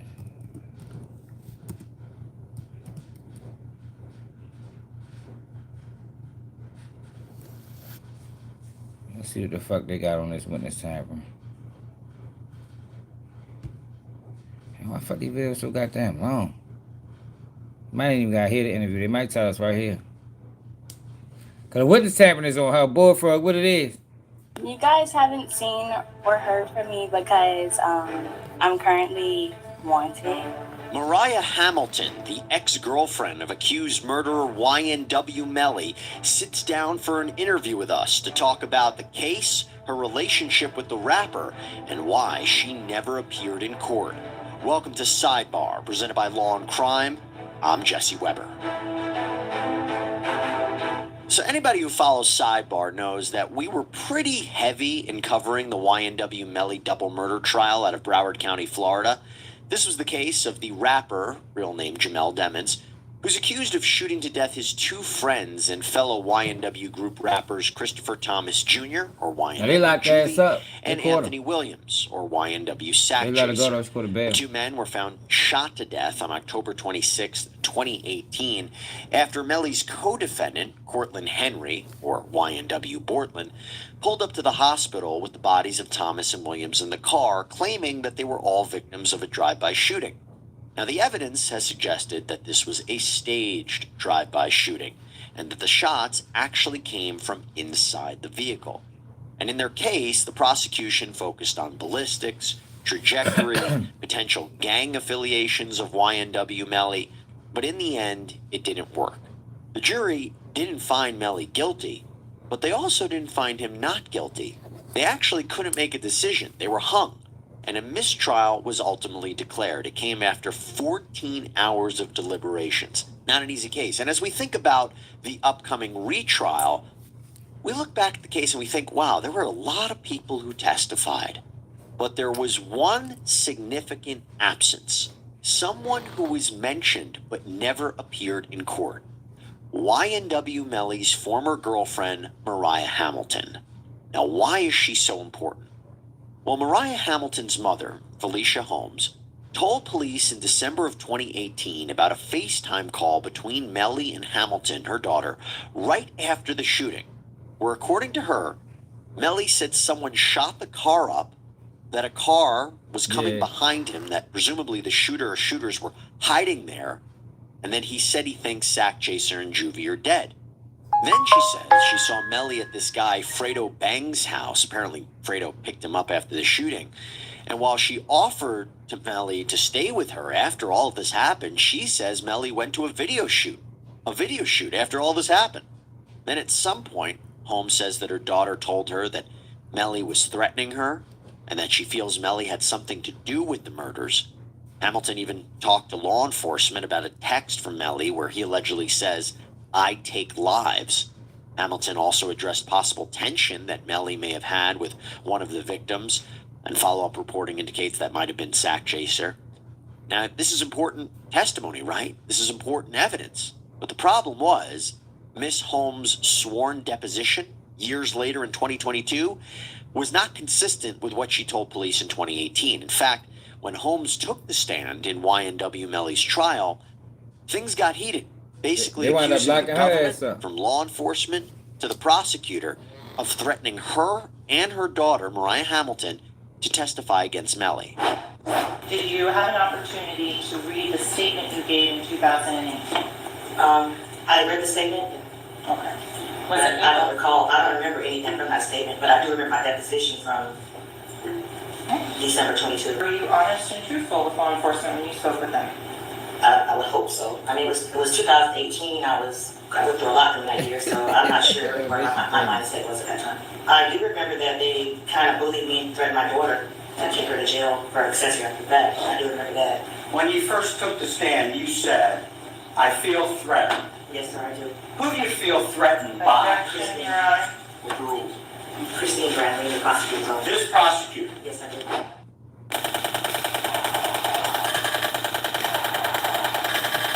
I'm trying to see what the witness tampering was about. So with that in mind, we here at Law and Crime had the unique opportunity to actually interview Mariah Hamilton herself. Again, she never appeared in court.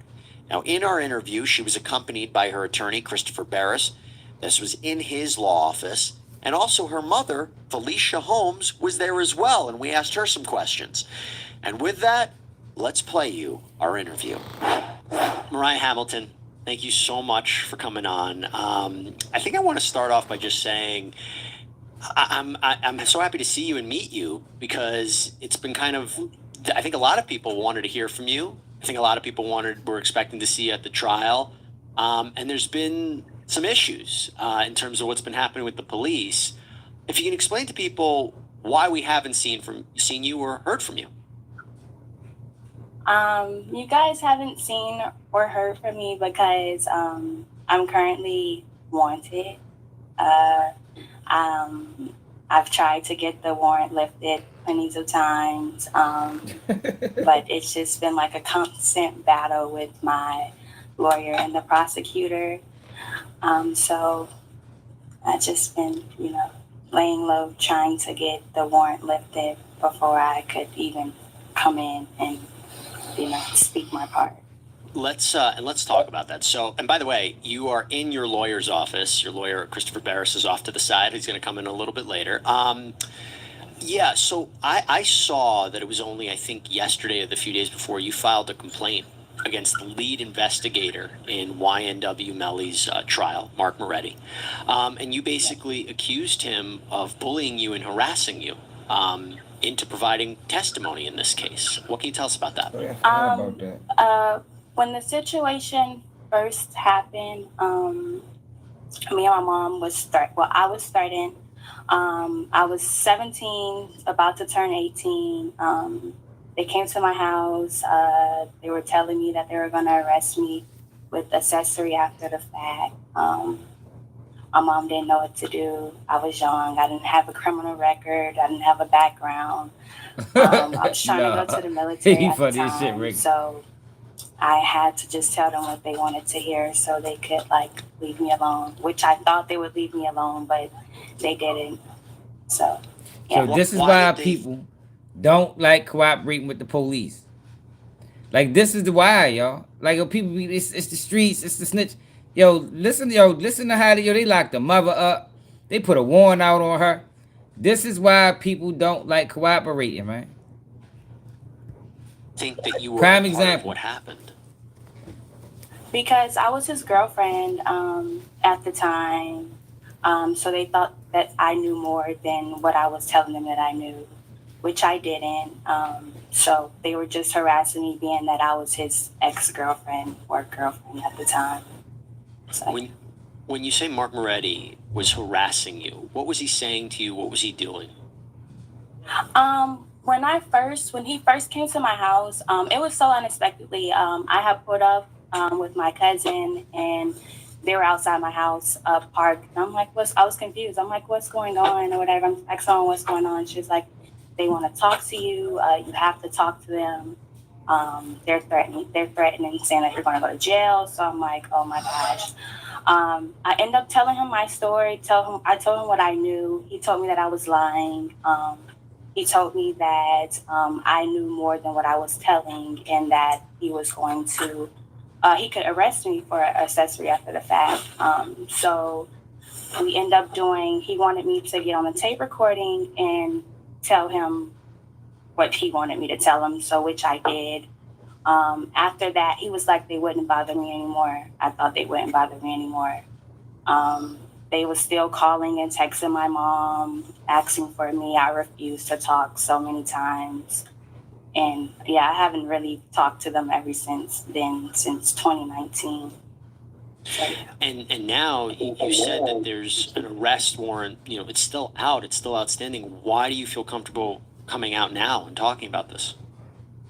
Because I just want people to know that I'm not running because of any money or anything like that. It's because I don't want to go to jail for something that I did. I don't want to go to jail for something that I didn't do or something that I'm not a part of. I just feel like people's looking at my side of this. They're looking at me wrong, and that's not what they're showing is not true, basically. You want to clear the record. So you file this complaint against Mark Moretti.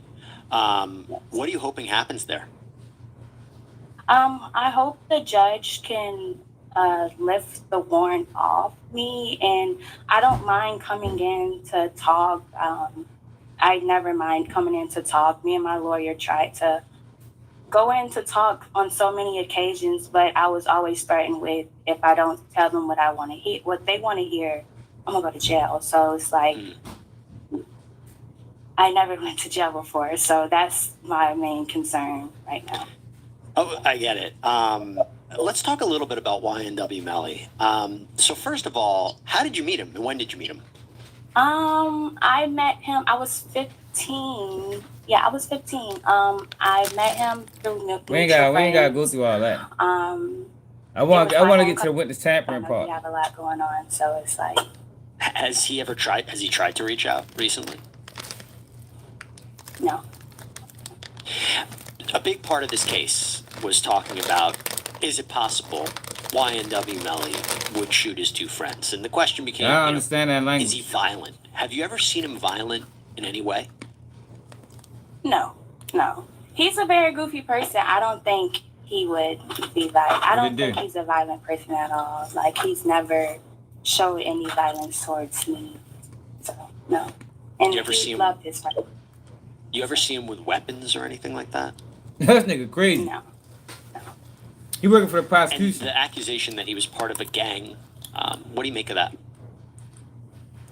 He never showed me that he was a part of a gang. He never told me, like, hey, I'm a part of a gang, or I'm this, I'm that. Like, the things that they were talking about during the trial, like, I was new to that as well. Like, I didn't know of him being or wanting to be, or however they're trying to paint the picture of him being in the gang. So, did you ever hear of any of those people that he was communicating with, that they said he was communicating with? I heard about them, but I just thought everybody was just all friends, close friends.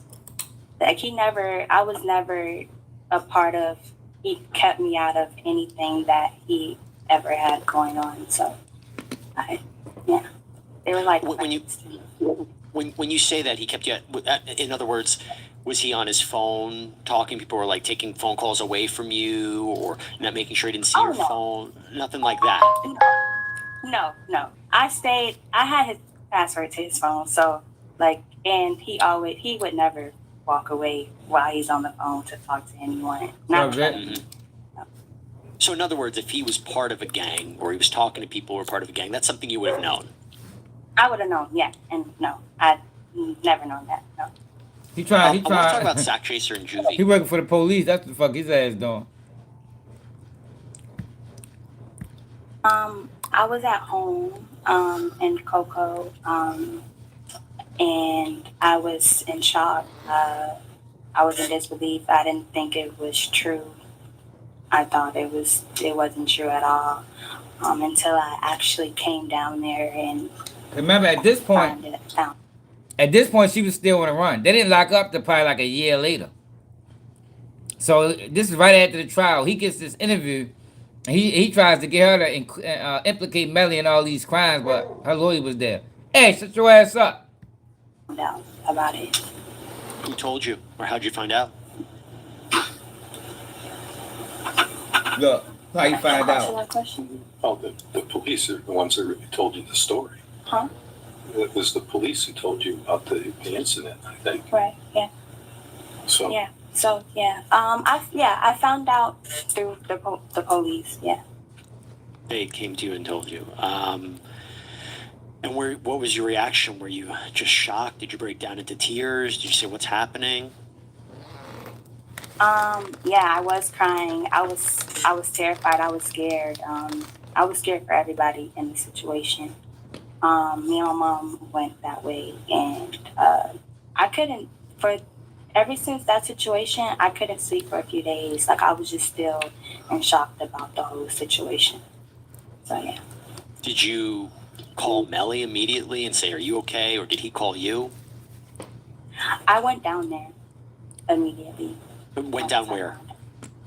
To Miami. Because I live in Cocoa at the time. Right. So I went to Miami. Yeah. But did you speak to him before you went down and said, I'm on my way? Or No.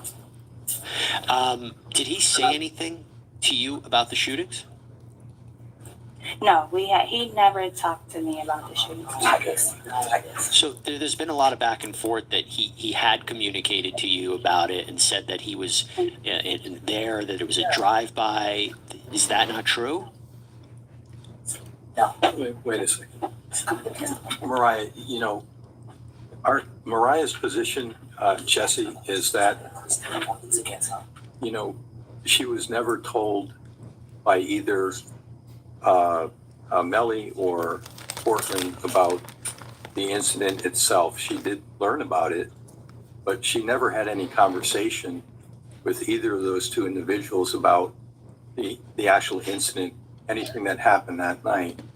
So the questions you're asking, I know everyone wants to know the answer to those questions, but I think that's what she's going to tell you, and no matter how many times you ask her that. Yeah. Because he done asked her the same question 4 fucking times. Like, he's really doing the prosecutor's job. You know we got open source research, y'all. So the plan was to get her up this bitch, get her to say some things that's out of line with what she said before, so they can use that shit in trial, just in case they can't catch her. That was the game plan with this interview. I only asked her one time, so I'm just curious if she says she didn't know anything about it, she didn't speak to him. I mean, I'm sure Mariah can tell me that, but I'm just curious. Okay. Well, I want her to tell you herself, but I don't want this to turn into an if she tells you she doesn't know, she doesn't know, and it's not going to help to try to get into the after conversations or any meetings that you may have had with either the. Well, I hope, Mariah, you don't think this is interrogation, but I will tell you, your lawyer did say that we could ask anything about the case, so I hope that this isn't a tension, but I just wanted to ask. Now he playing victim. Definitely move on. Now he playing victim. Concerning the night, with what I have going on with the situation, I don't feel comfortable speaking on the situation from that night. Okay. So let's talk about the trial. Did you watch it at all? Yes, I have. What'd you think of it? It was sometimes where I could watch it, and then sometimes I just cut it off, and yeah, I hated it. Like, I didn't like it at all. What'd you hate about it? Just how the picture was painted. Basically, I didn't like that, especially if it's with me and my mom, and how we got like paid off when that never happened. So. Oh yeah, if I lose my yeah, I wanted to ask you about that. And by the way, if your mom wants to come in for this question, I would love to ask her about this too, because we covered the trial. Yes, your mom is there too. Hi. I just was curious. Hi. Good to see you. So I wanted to ask you real quick about this. That was a very heated moment in that courtroom between you and the prosecutor. What can you tell us about that?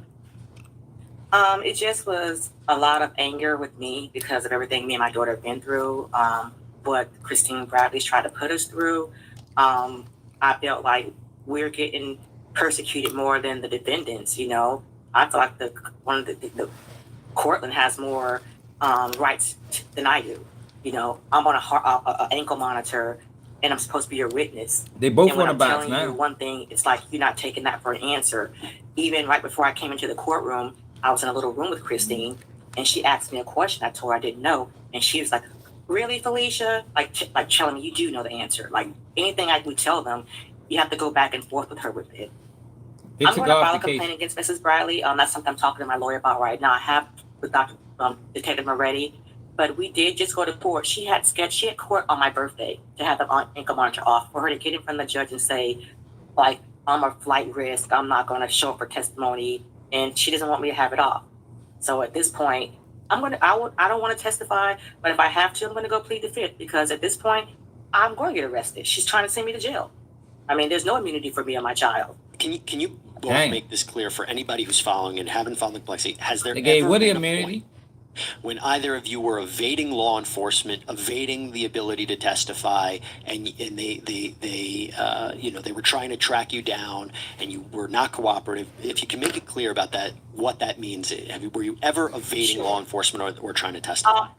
When you say evade, I'm not going to say I evaded them. What I'm going to say happened was I was a travel nurse in California. She was serving subpoenas in Florida. I'm in California. You're serving subpoenas to my ex-husband's house. We don't live there anymore. I have an address. Christine Bradley has not had one sheriff knock on my door in Orlando, Florida, and serve me a subpoena, not once, ever. Mariah, what did you think of your mom's testimony? As I said, it was heated. Yeah, it really was heated. Yeah, Florida be Like I wild, said, I bro. didn't like it. I just felt like she was painting a wrong picture for me and my mom, basically making it seem like we were paid off, and that wasn't the case. And that we were running from her when our lawyer has called her on so many times, and we've even set up times to meet with her to get this taken care of. And it's like with her, it's either you go to jail, you say what I want you to say, or you go to jail. Dang. And I don't think witnesses shouldn't be treated like that. And that's the reason That's why why people don't work with them people. Well, that's the reason why I haven't. My daughter's changed because you're threatening me with jail if I don't tell you what I want to hear, and it's like that's not fair. I don't. She's like never been to that's jail. fair. She's had me in Broward County Jail. It's filthy. It's disgusting. I was treated like crap in there. I don't want my daughter to be put to that, do anything like that. So I've been to jail for it.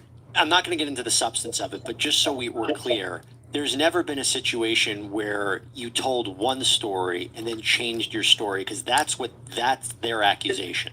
Their accusation is I told one story and changed my story, but they're not telling you that the story I initially told was under duress. We're basically forced to tell the story. Are you going to take my 17-year-old daughter to jail? I mean, I'm not trying to see my child go to jail for anybody. So if the stories get changed, it changed because of what they set into play.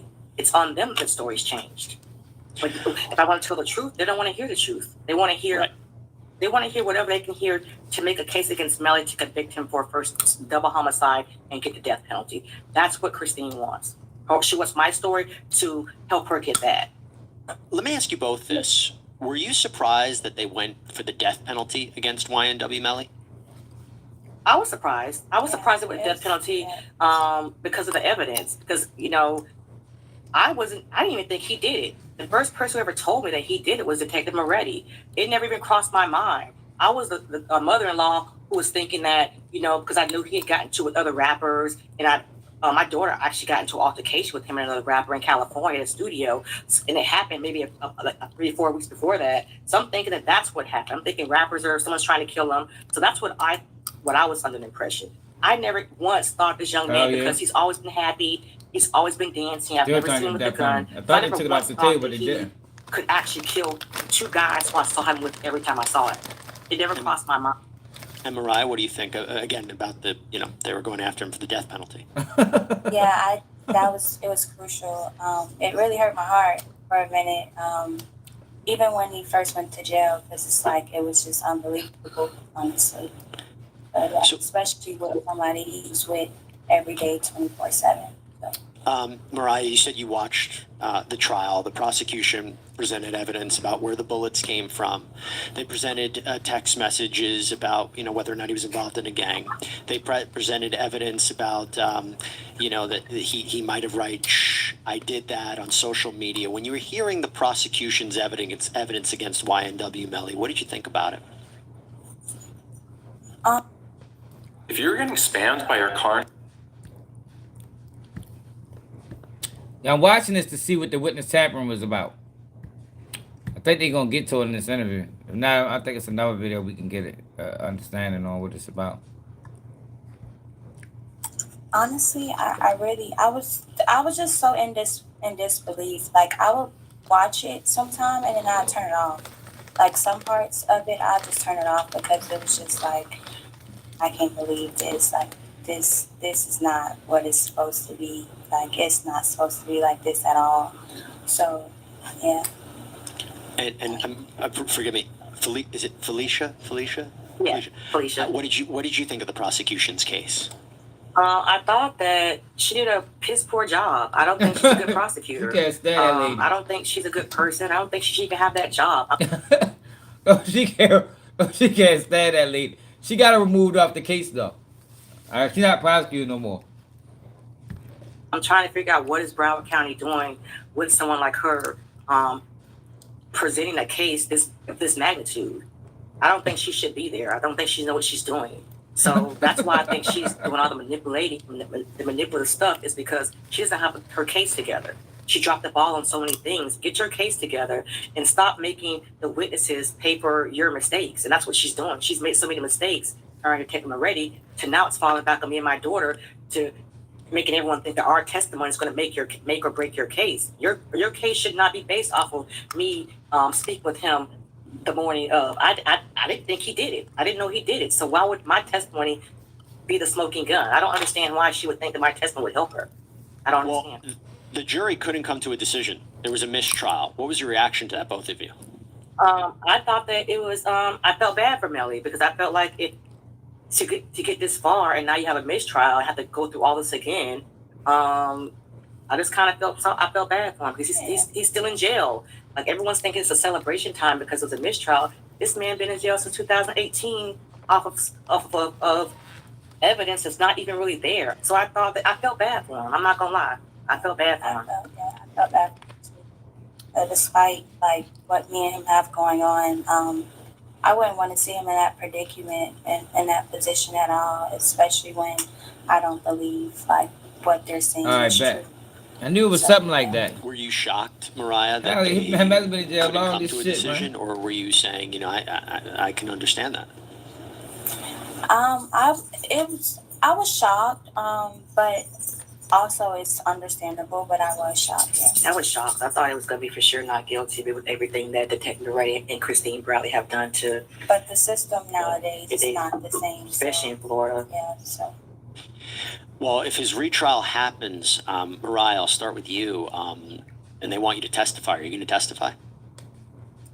I'm just trying to get the warrant lifted. I don't mind going to court as long as the warrant is lifted, which she's giving me a hard time with that. So I honestly don't have an answer to that.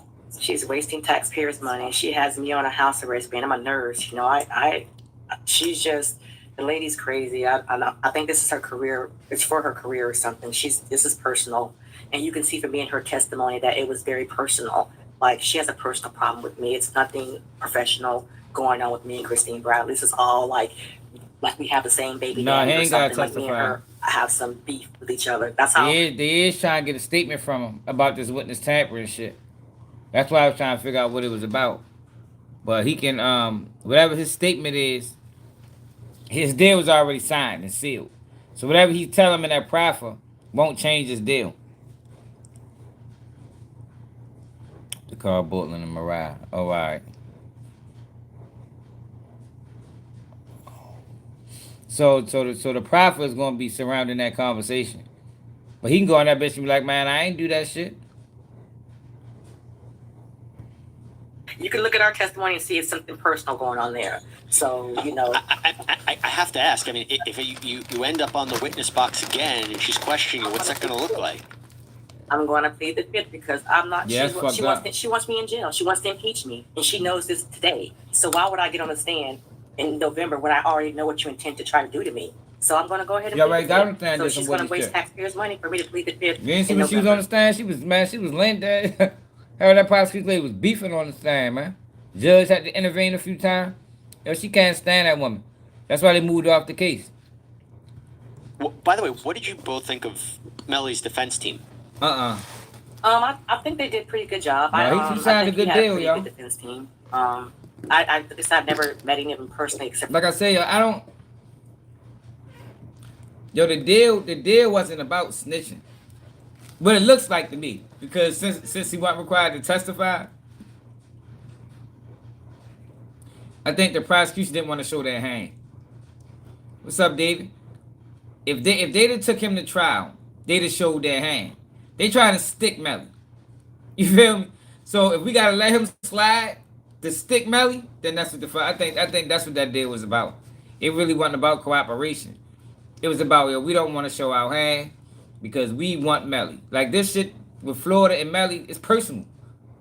This shit, you can tell it's personal. Everything they do screams personal. Like this is personal at this point. This ain't business. What's up, Ball Out? That day, but I do think that they kind of did okay. Mariah, what'd you think? Yeah, I feel like they did good as well. Yeah, Reed, but he didn't plead guilty to the murder. He pled guilty to witness tampering. And he didn't write the statement. But he does gotta have a proffer. He does gotta no, he ain't put no gun. He gotta have a proffer hearing. But whatever he says in that proffer hearing, it doesn't affect this deal. So he can go in that proffer hearing. It just depends on what he's saying in the proffer hearing. That's really what it depends on for real. Mariah, I have to ask you, if Put Melly 10 years. is acquitted, you kind of gave the hint that maybe there'd be a future. Would Can't you, plead no contest. get in contact with him again? Would you communicate with him? I see what your mom's saying, shaking her head, but Friends. Probably friends. why are you shaking your head? Because I just want to be done with that family. I don't want anything else to do with those people. Like, my life has changed tremendously. I don't ever want to see them again. Like, I'm just over and done with it. I have no problem with them. I have nothing against them. But what has happened to me and my daughter, they could never understand. You know, they would never understand. Oh, so he didn't plead guilty. He pled no contest. So he didn't even plead guilty. He didn't even plead guilty. So that's even better for Melly. It's not a guilty plea, it's a no contest plea. We're gonna get to the plea after this, actually. Do you have a theory as to what happened that night? I think that maybe they pissed somebody off. I mean, these are rappers. They're going back and forth. They have all these beefs. I think someone followed them from the studio. I think maybe he pissed somebody off. I think, I say if he was in the car or not, I don't know. Maybe he was, and he doesn't want to tell them who actually did the shooting. I don't know, but I think that someone got mad and because I just don't see him killing Sack and Juvie. You know, I'm not even saying Sack a good person, because Sack's not a good person. I don't care why everybody paint this picture about him. He's an awful person. But Juvie, good guy. I don't think anything bad should ever happen to him. But I think that something pissed somebody off. I think Melly would have gotten shot too. I think he maybe was a target as well. He probably still is. Any reason to think that, other than any? Well, I said my daughter was just in. They just got jumped. They had just gotten jumped in Atlantic Records, I think, in L.A. It was Atlantic Records by NBA YoungBoy and a whole bunch of guys. I think he's gonna take the stand for the defense. I don't think the prosecution's gonna call him. My daughter has a scar across her back about this long from the scuffle, from the fight. You know. What was that like, Mariah? I was terrified. I thought I was going to lose my life that day, honestly. It happened so quickly. It happened so quickly. Like, within a blink of an eye, we had just got to the studio, and they all just started arguing and fighting. And next thing you know, we're getting jumped by in the trial. so many guys, and I'm trying to shield and protect Melly. And the guys are not trying to hit me, but I'm literally in the middle, trying to lay on top of him just to like guard him. Oh yeah. And I when was this? How soon before the shooting was this? I think this was like in August of 2018. August. About a month or so before the murders. It was like August or September of 2018. Someone took his chain or something. They took his chain. Yeah, his chain fell and they took it. Because they gave it back. Like what started that? We were outside and we were pulling up to the studio. Sometimes you gotta pass the buck, yo. Yeah, man, it's part of the Zach game. was like, there go NBA YoungBoy. So we all like, oh yeah, that is NBA YoungBoy. They So blame like, YB in the we're trial. gonna get into it with him. So I'm just praying, like, God, please don't let us get into it with these people. Like, I hope not.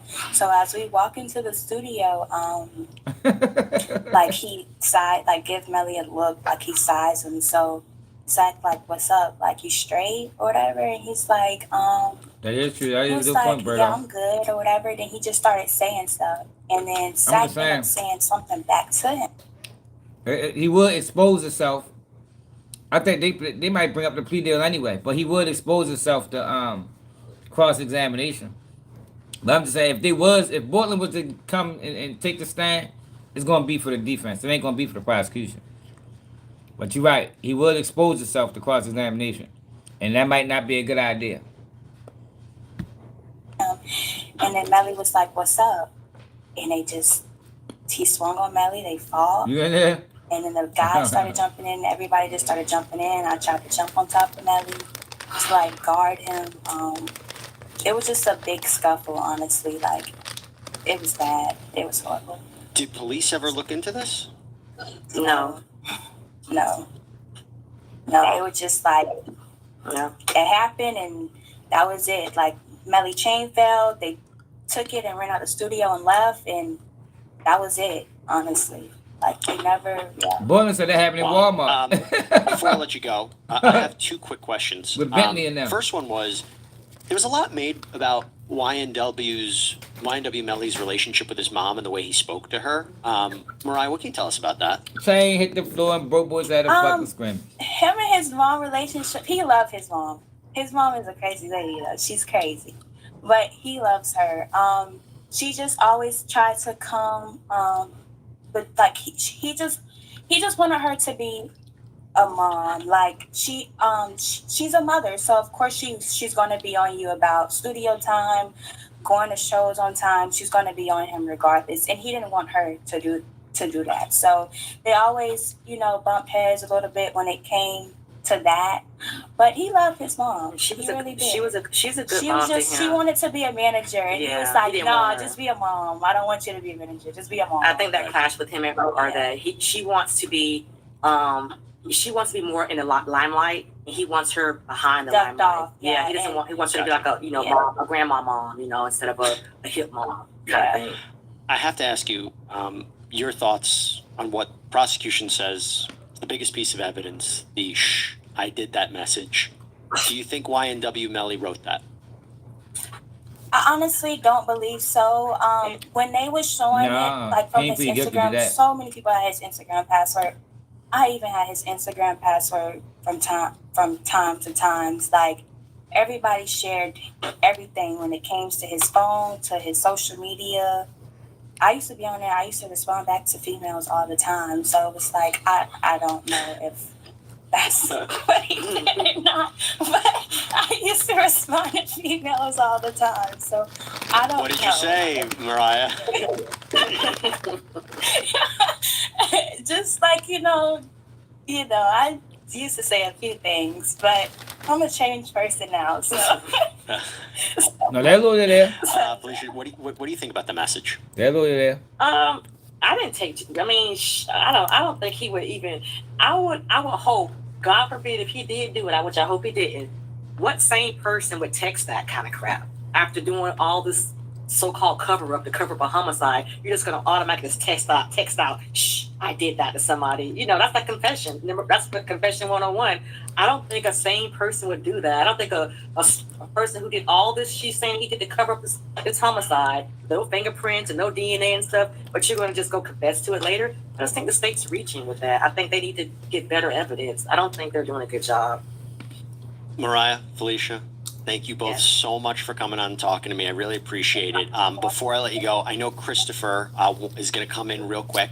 He has a statement that he wants to make, but I just want to thank both of you. It's a pleasure to talking to you. Pleasure to meet both of you. Thank you so much. Thank you. No problem. Thank you. So, Christopher, you're coming in here. I know you got there's one last thing that you wanted the viewers to know, correct? Yes. Number one, thank you for allowing Mariah to get her story out, if you will. If you want to call it a story, I think you've gotten all of the information that she would provide the prosecution with during this interview today. I don't know, yo. I don't know what's going on with Melly, bro. Melly case is in a stay right now. I forgot exactly why it stayed, but Melly case is in the stay, so they doing some shit in the Supreme Court. It's the prosecutor that has the they locked up. She got locked up. Change the situation. Mariah has indicated she's willing to come to court, to trial, to testify. She's not been avoiding that out of disrespect for the court.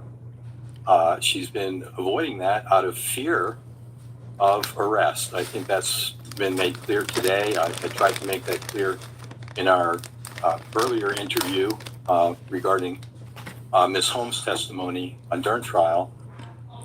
So, again, the prosecutor has the power to change the situation. She can go to the judge. Hell yeah. Ex parte. Railroad like she did when she obtained. That's why I think no matter what happened with Melly's case, that shit gonna get overturned in the appeals court. No matter. That's why even with the Bortlen, that's why I'm like, the Bortlen shit really ain't gonna hurt them. Cause they had to make some mistakes. You keep a motherfucker locked up for 9 years, or you had to make some mistakes in this process. Due process probably all fucked up. Arrest order, and she can ask the judge to withdraw the arrest order for Mariah. Simple as that.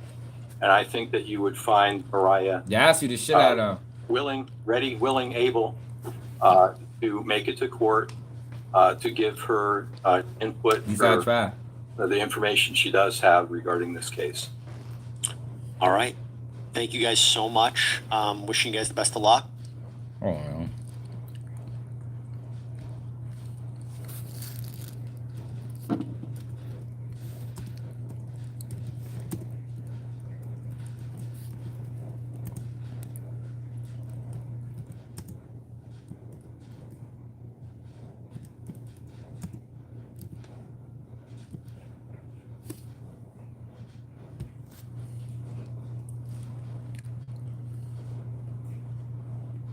Here you go.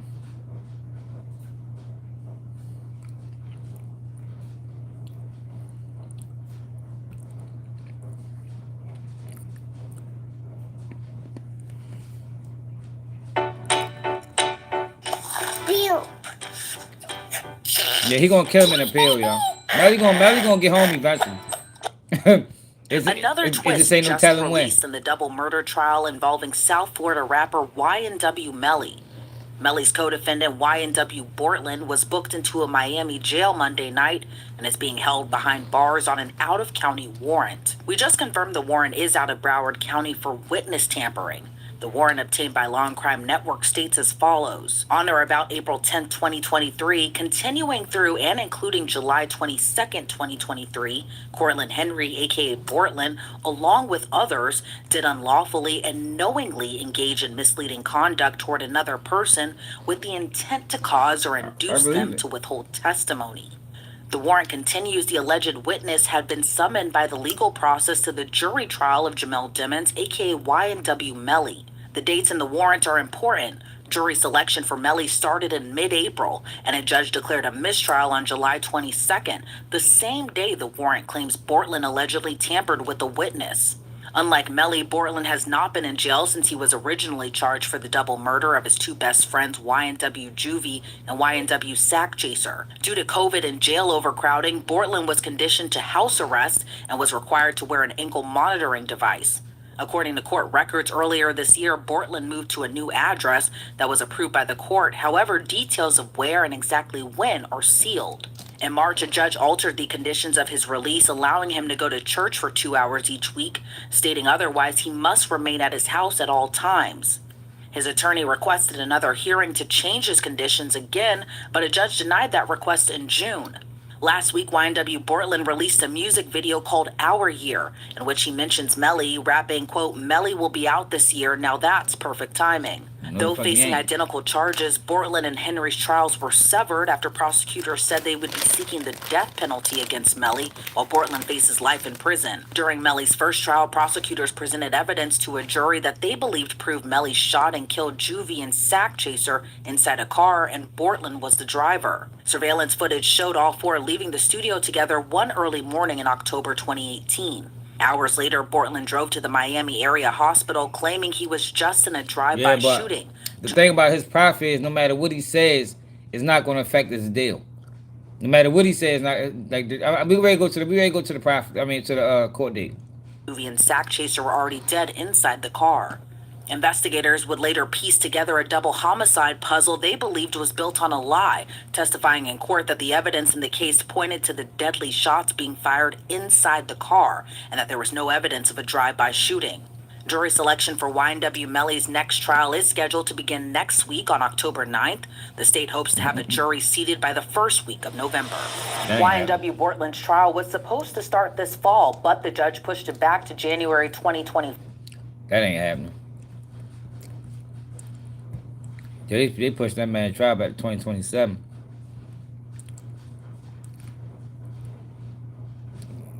Arrest for witness tampering. Not a mystery. Let's see what this is. Before we go to the trial, I'm trying to speed through this. Just want to get on record. You disagree with what's contained in it?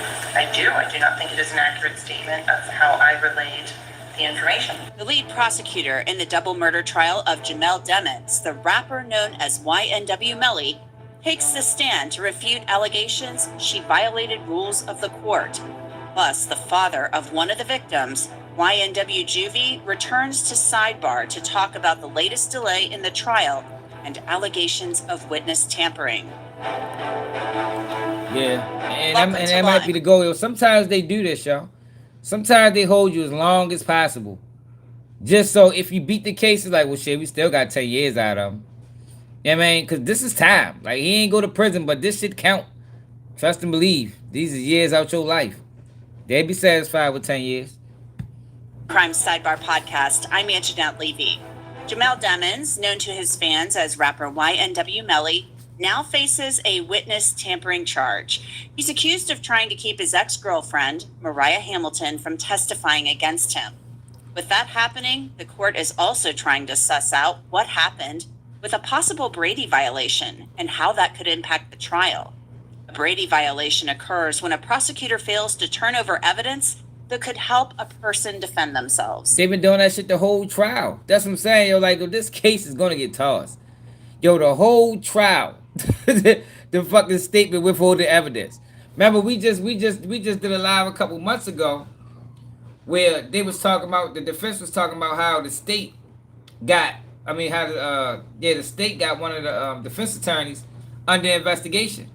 And they didn't find out until the cell phone company reached out and was like, yeah, they reached out for us. They didn't find out until it was time to go to court. At that point, she been under investigation for a whole year. They've been withholding evidence the whole fucking trial, man. The whole trial. Like, there's no way if he get found guilty, or the appeals court gonna uphold this decision. Ain't no way. Ain't no fucking way, man. Too many mistakes was made. But let's start with a little background in the case in case you haven't been following it. Yeah, straight up, Frank White. Melly is accused of killing two of his best friends in Florida in 2018. Investigators say Demons was a backseat passenger in an SUV driven by Cortland Henry, who is known as YNW Bortlen. I don't even, bro. I don't know how they getting away with this shit, bro. I don't know how the fuck they getting away with it. Like, this shit is fucking criminal, man. Yo, this like some shit you see in another country. 2027, yo, by 2027, yo, Melly is gonna be locked up for 9 years. Yo, you shouldn't be fighting no case in America for 9 motherfucking years, man. YNW Sack Chaser was in the front seat, and Christopher Thomas Jr., who went by YNW Juvie, was in the back seat of the car. Prosecutors say Melly shot both Thomas and Williams in the head and then tried to stage the scene to make it look like a drive-by with the help of Cortland Henry. But forensic analysts say the evidence points to someone in the car being the shooter, specifically somebody sitting in the back seat on the driver's side. A jury couldn't reach a verdict after the first trial last summer. Cortland Henry's murder trial is now scheduled for January. He does not face the possibility of the death penalty as Jamel Demons does. But Henry now has other legal trouble to deal with. He also was charged recently with witness tampering. Prosecutors say they have jailhouse phone calls that show Henry, who goes by Bortlen, as I mentioned, was keeping Melly's ex-girlfriend, Mariah Hamilton, from testifying at a deposition earlier this year and later at the trial. Hamilton appeared on Sidebar recently. Take a look. Why do you feel comfortable coming out now and talking about this? Because I just want people to know that I'm not running because of like any money or anything like that. It's because I don't want to go to jail for something that I did. I don't want to go to jail for something that I didn't do or something that I'm not a part of. I just feel like people's looking at my side of this. They're looking at me wrong. Hamilton, of course, is viewed as a key witness for the prosecution because Melly FaceTimed her after the shooting, according to a prior statement she gave to detectives. And new records filed in Bortlen's case show that he had conversations with Mariah's mother, Felicia Holmes, via Instagram, apparently in 2020.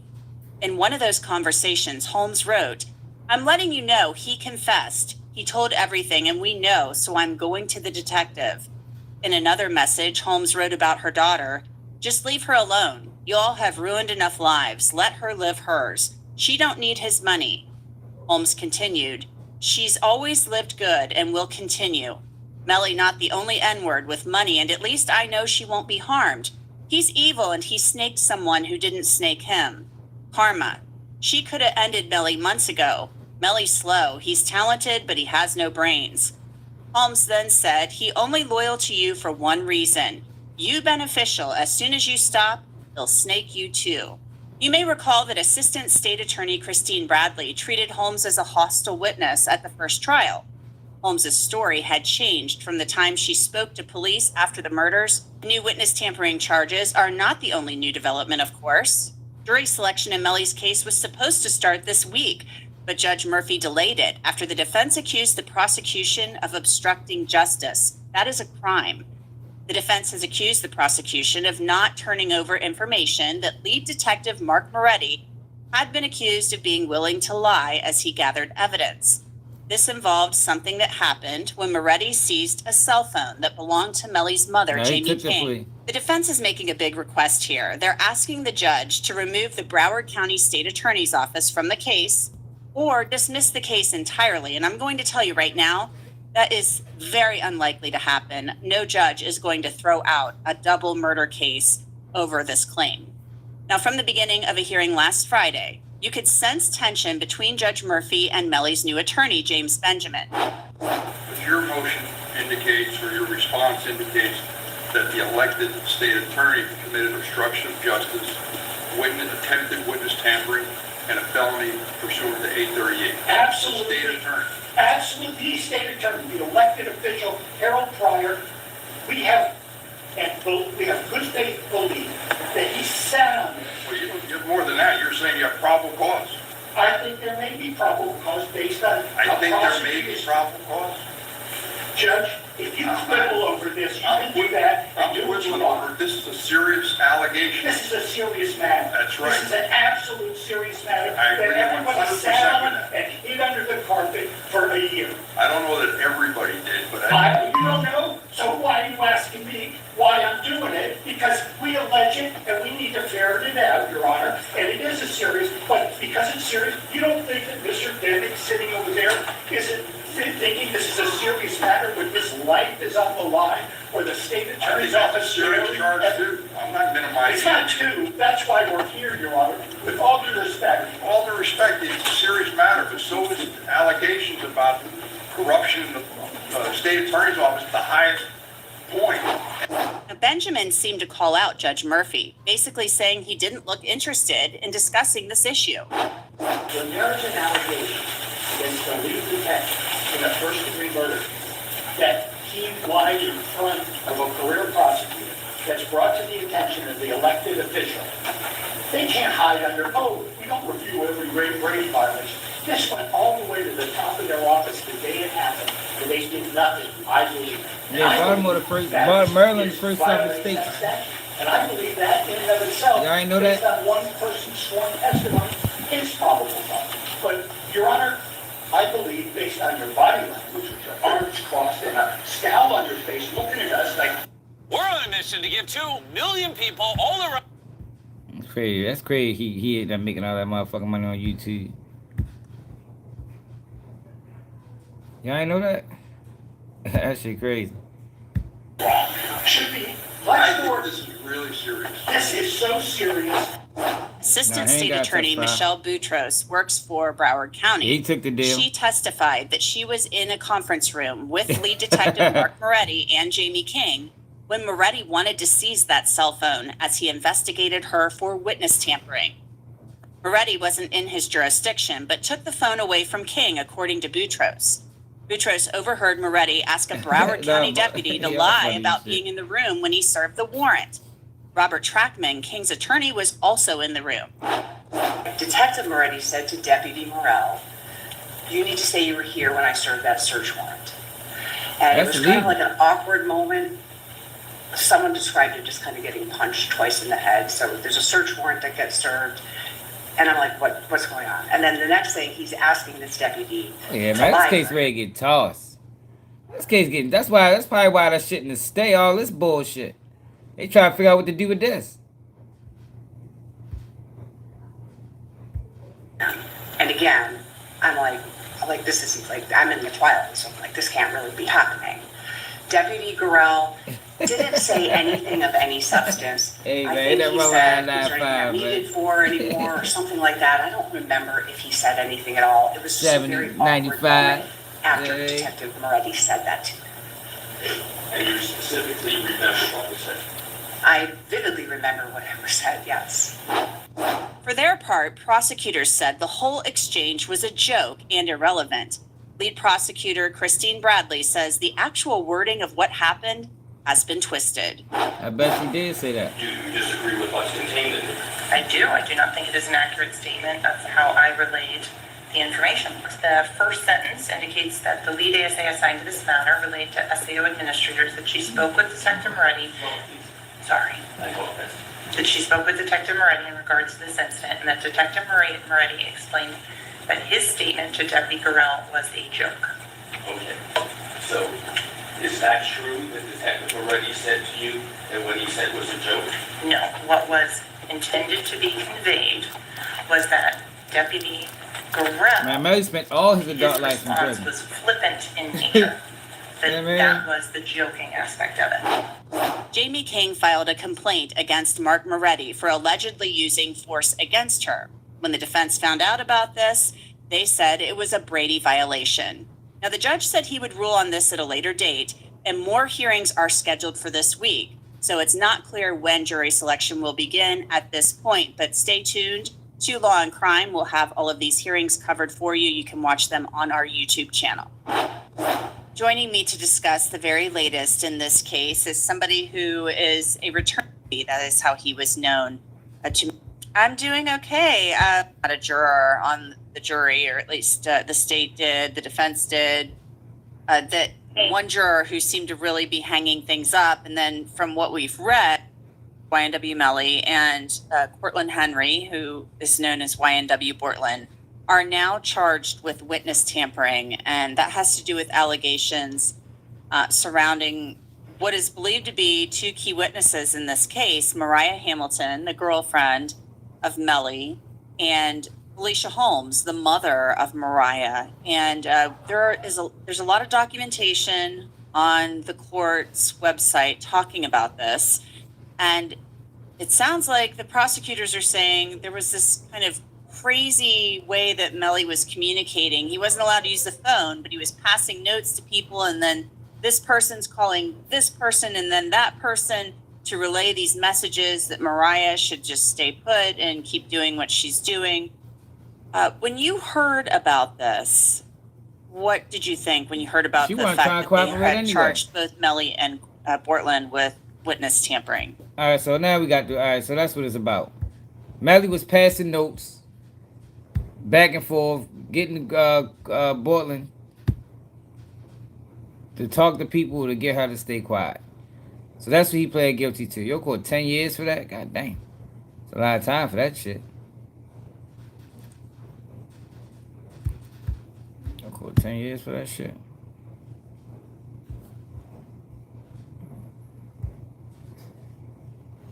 Yeah, so they want to get to see if they can get a statement on that. And I've got Ms. Collins, Mr. Griffiths present for the state.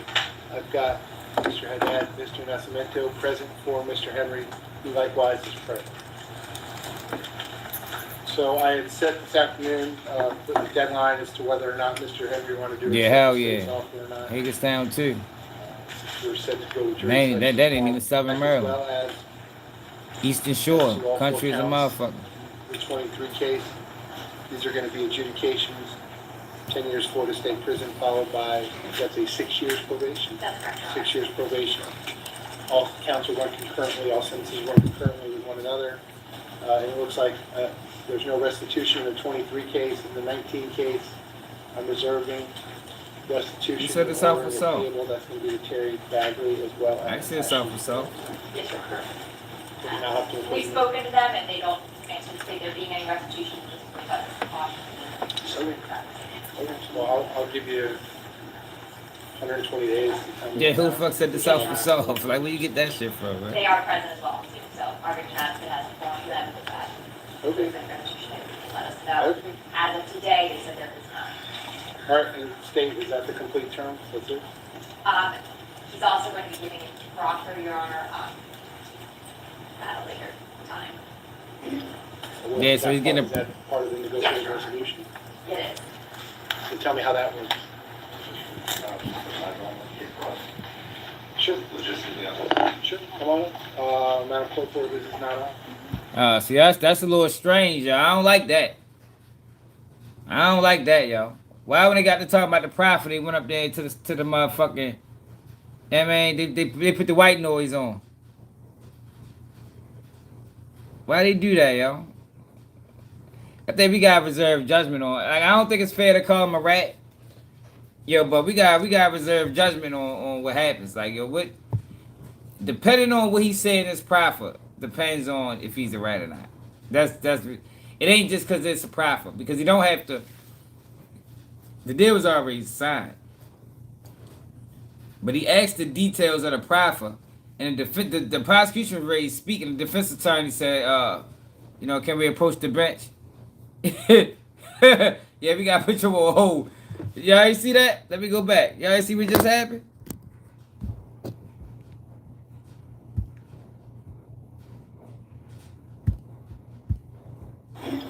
Well, is that part of the negotiated resolution? It is. So tell me how that works. Sure. Sure, come on up. Hold up, go back. Madam Clerk, this is not on. Let us know. As of today, they said there was none. All right, and state, is that the complete term? That's it? He's also going to be giving it to Crawford, Your Honor, at a later time. Well, is that part of the negotiated resolution? It is. So tell me how that works. Sure. Sure, come on up. Madam Clerk, this is not on. Yeah, we gotta put him on hold, yo. Baby, look, they put the white noise on. Yeah, they put the white noise on, yo. We got reserved judgment on. Boy, I ain't catch that at first. I ain't catch that the first time I watched this, man. Okay, so, Mr. Henry, I'm going to put you under oath, and I'm going to ask you some questions. If I ask you something you don't understand, I'm just let me know. sure I'll they try to do. ask you a better question, okay? I'm sure they do got some shit in the small print. Answers, okay? Raise your right hand for me. Swear to tell the truth, whole truth, nothing but the truth. You can put your hand down. Please state your full name. How old are you? Melly already got not guilty. I mean, her jury was. You read and understand the English I'm gonna tell you what language? saved Melly. This is what saved Melly, y'all. This is what saved Melly. And I said that, yo. I told y'all if people been following me that long, when everybody was saying Melly guilty, I'm like, yo, I don't know, yo. I just don't see guilty. Go back and watch the videos. I'm like, yo, I don't know, yo. This case ain't as strong as they saying. So let me tell you what it was. So the biggest piece of evidence was also the evidence that made the case in doubt. And the biggest piece of evidence was Melly, Sack Chaser, and all of them walking out that studio. Right? But this is the thing. It was 2 cars. This is why the case was hard to prove. It was 2 cars. Everybody in that other car said Melly switched cars and got in there. Everybody. So they got that car on video going back to the house. You feel me? That car's on video going back to the house. The guy at the gate couldn't identify nobody in the car. So they couldn't really refute that part. All you gotta do is create reasons to boot out. Yo, you see Melly drive off with Bortlen Sack Chaser. But at one point, we went our separate ways. Melly switched cars and got in here. They couldn't disprove it. They couldn't disprove it. And even with the phone situation, you talking about cell phone pings. They was in a rural area. So the pings wasn't as precise as it would be in like a city environment. You understand what I'm saying? Like I think the cell phone pings was like a 5-mile radius.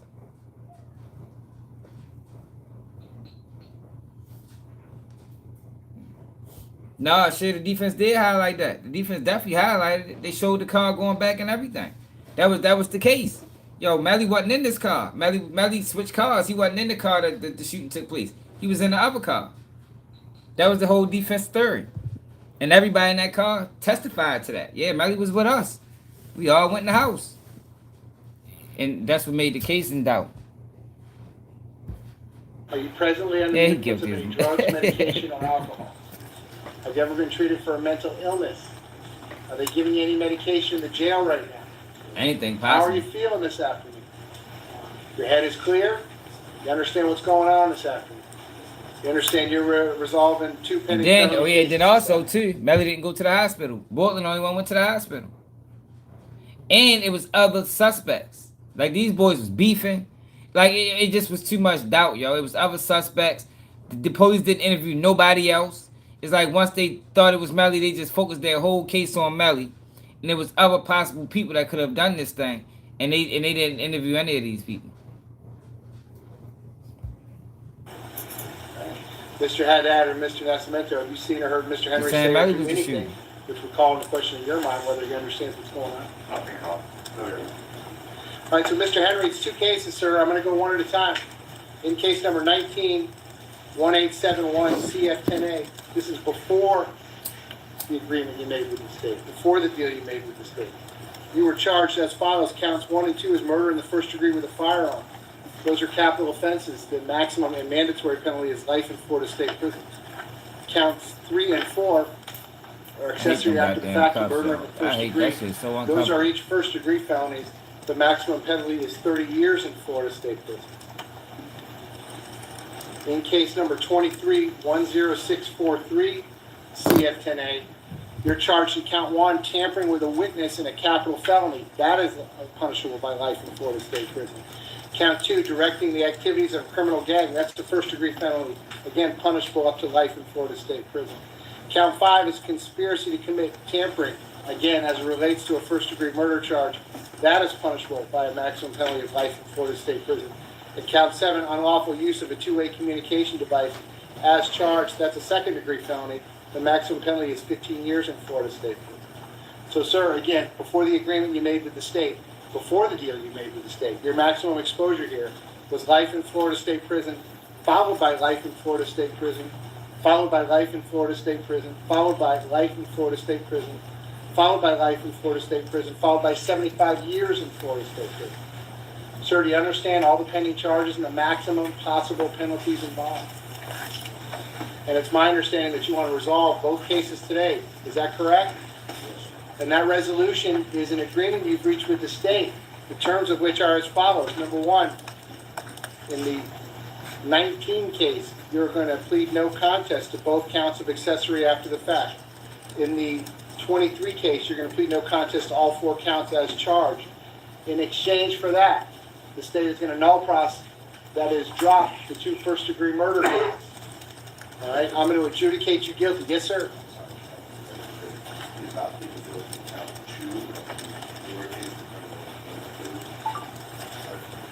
What's happening with that? That would be no problem.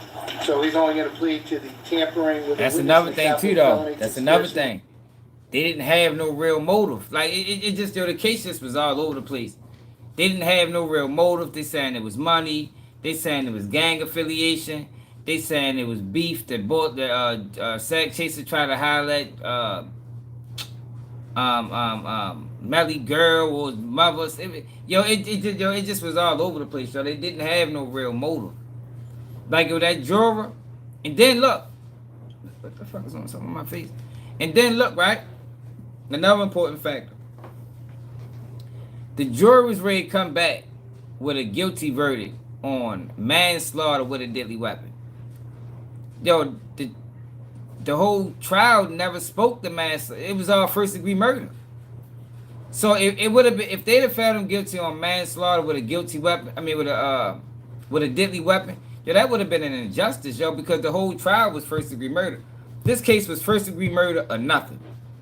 You feel me? So for that jury to come back with a guilty verdict on manslaughter with a deadly weapon, yo, that wouldn't have been right. That wouldn't have been the right charge. So that juror that held out and then swayed the other jurors, yo, she did her job, yo. She did her job. Because that wasn't no manslaughter case. Nothing in this case screamed manslaughter. All the evidence that they tried to present screamed first degree murder. Commit tampering and unlawful use of the two-way communication device? Just the tampering and unlawful use. Just count 1 and count 7. State you're going to null cross count 2 and count 5. Correct, Your Honor. As it relates only to Mr. Henry. Mr. Henry, what it's going to be is 2 counts of accessory after the fact, tampering with a witness in a capital felony, and unlawful use of a two-way communication device. In exchange for that, I'm going to adjudicate you guilty on the 2 accessory counts as well as the tampering count. I'm going to sentence you to 10 years in Florida State Prison. That will be followed by 6 years of reporting probation. In the unlawful use of a two-way communication device, that's a second-degree felony. The maximum exposure. It's the second as charged, I believe. It's a third, except as it relates to a capital case. But I'm happy to look it up. Well, what did you want the negotiated sentence to be for that? That was just going to be the maximum of my term. 5 years? Is that what you were going to do? Correct, Your Honor. Okay. All right, so, sir, as to that count, it's going to be an adjudication of 5 years in Florida State Prison. So the 2 accessory counts as well as the tampering count, those come with 6 years of reporting probation after the Department of Corrections sentence. I'll give you credit for all the time that you've served in both cases. All of those counts will run concurrently. All those sentences will run concurrently. All counts in all cases, that is at the same time with each other. I'm going to have to impose mandatory court costs. I'm going to order restitution payable to Terry Bagley and payable to Ashley Phillips and reservists to the amount. I'm going to give the state 120 days to tell me the amount of that restitution. If they fail to do so within 120 days, there will be no restitution. If they come back with an amount and the attorneys agree on the amount, I will impose that as another condition of your sentence to pay back that restitution. If they come back with an amount and the attorneys do not agree on the amount, I will conduct a restitution hearing. Sir, lastly, and I want to make it very clear on the record, and it's unrelated to this negotiated change of plea, I guess at some point after the fact, the state wants to take a proffer from you or have a discussion with you, ask you some questions about whatever that may be. What I want you to understand, sir, is I guess that's part of this negotiated resolution, but your answers to any of those questions, whatever they might be, have no bearing on me and have no bearing on this negotiated resolution. You see what I'm saying? So whatever he says, but I ain't gonna lie, I ain't like that going to the stand though. That's a little suspect. It's like to me they must already know what he's gonna say, to be honest. But we'll see. We'll see where that shit come out. It should come out unless they get it sealed. But we'll see in Melly case. It might take us years to find out what Bortlen really did for real, what this shit really was about. But you see what it say. Have no burns on me and have no burn on the negotiated resolution.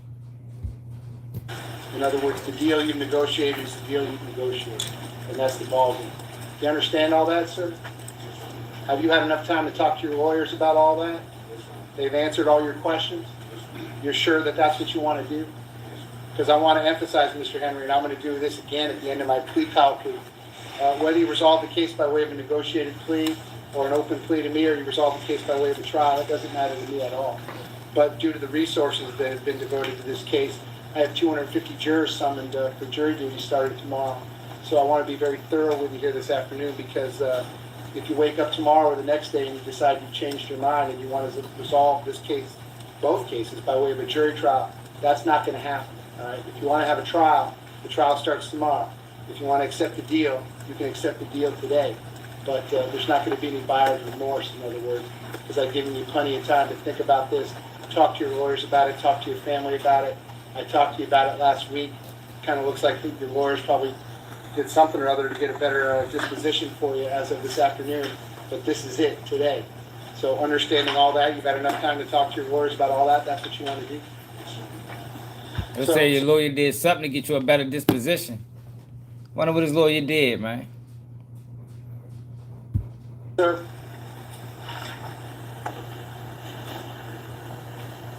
has anyone forced you, threatened you, or coerced you into entering these pleas? If I accept well, I told y'all, Melly mother don't like this deal. She ain't feeling it. This is she posted. The fuck is her name? Fuck Melly mother name is. I think it's Janae or something. Who's Melly mother up? YNW. This was his mother posted right here on her story.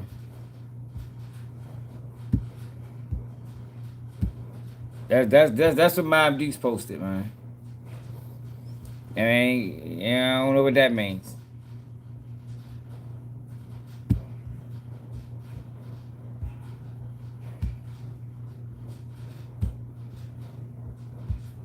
There will not be a trial in either one of these cases. Do you understand that?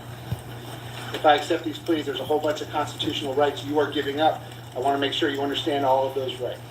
You have the right to maintain your plea of not guilty and have a trial in each case. You have the right to present defenses, to file motions and other pleadings in support of your defense. You have the right to remain silent. You have the right to have the state prove you guilty beyond a reasonable doubt. You have the right to confront and cross-examine the witnesses against you. You have the right to appeal any decisions that I may have made up to this point or any rulings I might make in a future trial. But understanding by entering this negotiated resolution today, you are giving up all of those rights. The matter is going to be resolved today, right now, this afternoon. Is that what you want to do? Are you satisfied with your lawyers? Have you had enough time to speak with them? Have they answered all your questions? Are you satisfied with all the work that they have done for you? Sir, I've got two identical plea forms here entitled Plea of Guilty or No Contest to Criminal Charges in Circuit Court.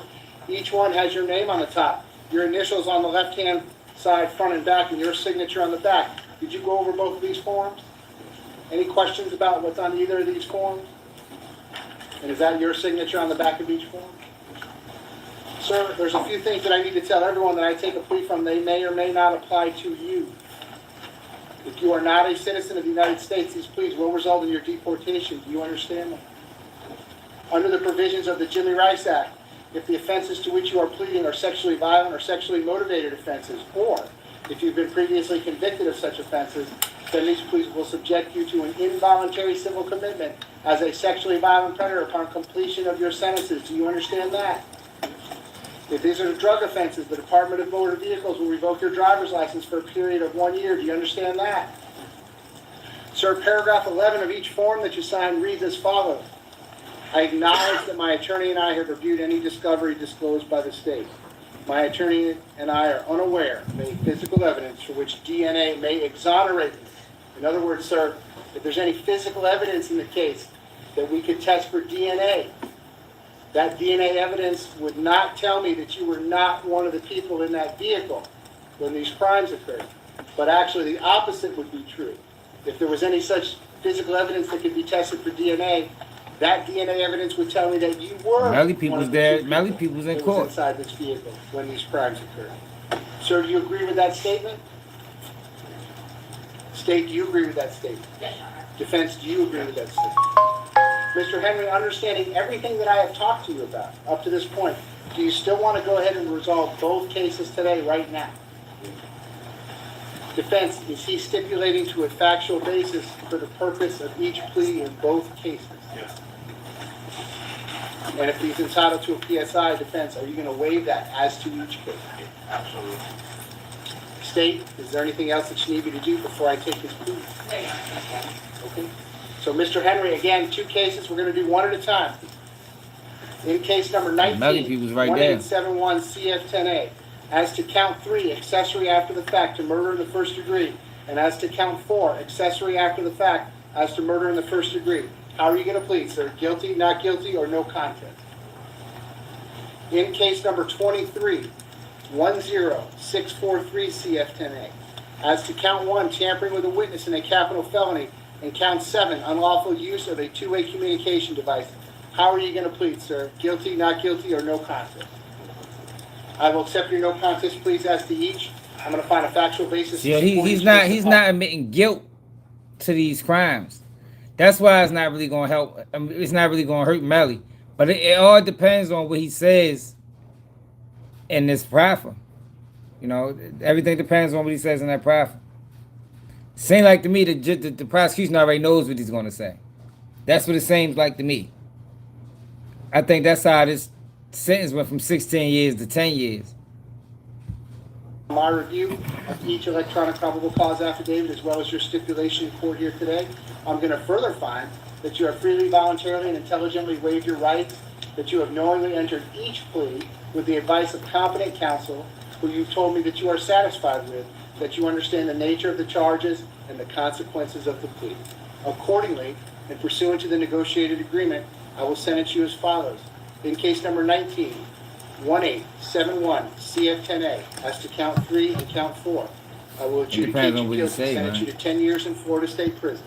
That will be followed by 6 years of reporting probation. I will impose mandatory court costs. Pursuant to 943.325, I will need a set of your prints and DNA. Pursuant to 938.27, I will impose a cost of prosecution of $100. Sir, I'm also ordering restitution in that case payable to Terry. I think we got a good understanding on what's going on. We got this. They ain't just said a later date. They ain't giving no date on this proffer. But I think we'll find out. Yo, I want to go. Oh, yeah, let me say, we'll get to that last. So the guy, you remember Tyler Perry was chasing the white boy around? He did an interview, man. I want to see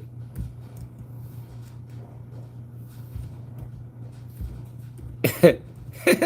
Tyler Perry, freaky motherfucker, boy. You did an interview. Remember, he sued him for $260 million. Yo, we clear? What the fuck was that shit on? Yo, live streaming it. Let's see what the fuck that shit was on. Yeah, ain't no admission of guilt. I bet.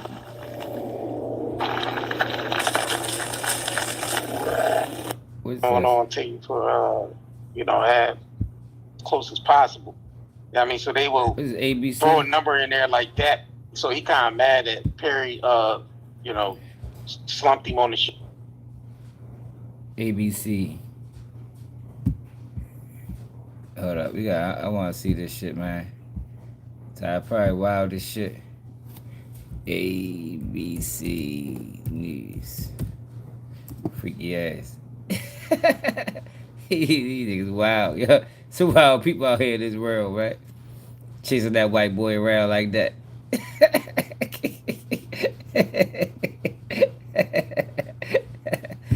Yeah.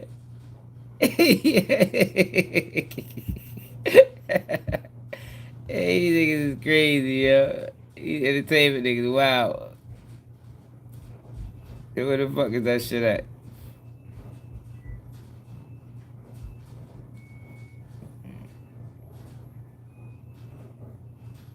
Fuck that nigga name was, man. No, they ain't got a video. The dude did an interview. I just want to see if he lying or not.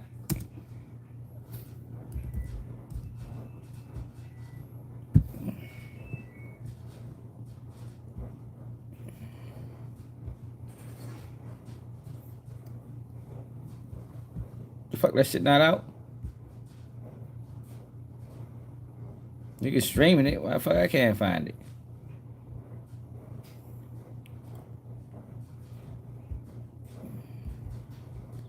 Might gotta go to Google.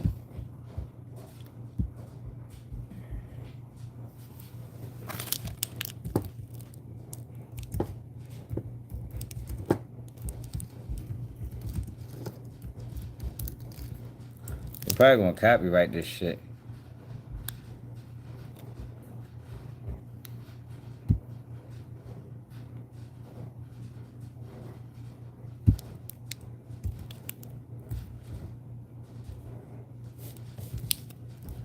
These motherfucking music industry guys crazy.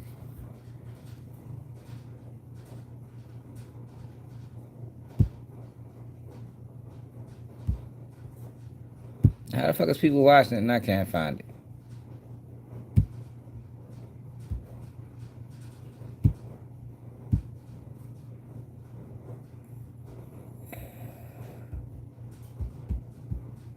Man.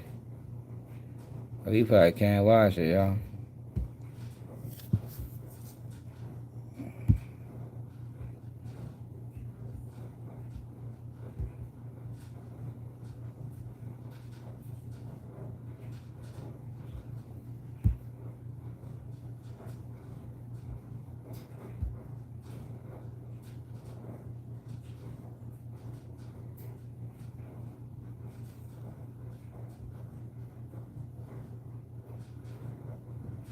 Where the fuck is they getting it from?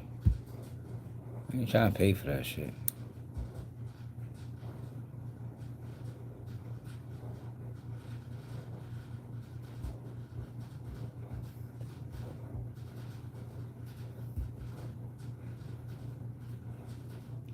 News Live Prime.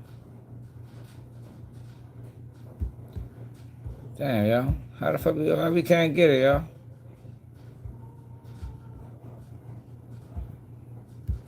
News. ABC News Live Prime. Leslie Davis. Here we go. Maybe we can find it like that. 22 hours ago.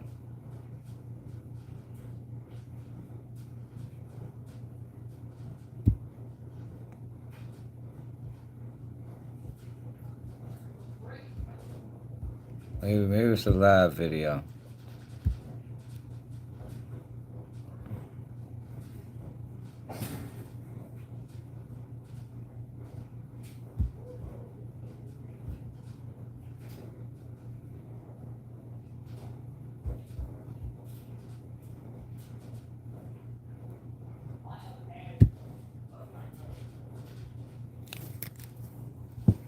With Thriven, your financial journey isn't a solo mission. Your money is a tool to support the people, causes, and community you love. Because sometimes all you need to make a difference is someone to help you make it happen. Y'all know I'm fucking Thriven, where money means more. I think Tyler Perry's a cancer. Performing on the biggest stage in the world. I think all he do is portray black stereotypes in his movies. And I don't like how he do the black man.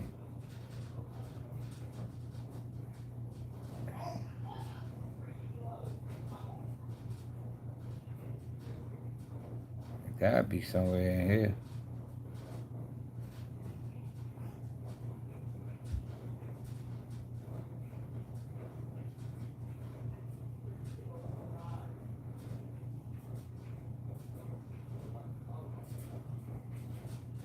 We ain't never gonna find this shit 9 hours long.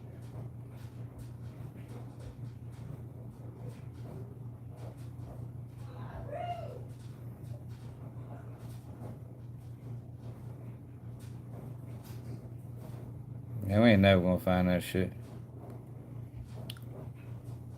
Might just gotta go to the clips. What the fuck is this?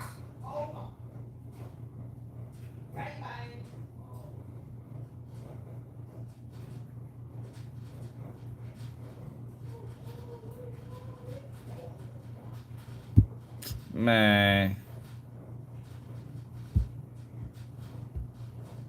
Can't find it, y'all.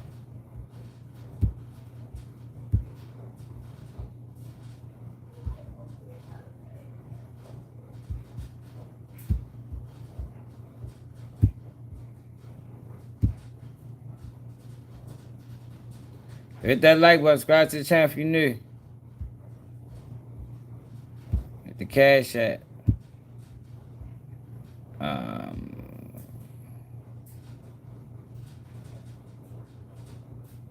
Trying to fucking save that shit. I ain't need to fucking save it. Yo, 6IX9INE got a diss track, y'all. Check him out. All the snitching and brought 6IX9INE back. Who'd have ever fucking thought?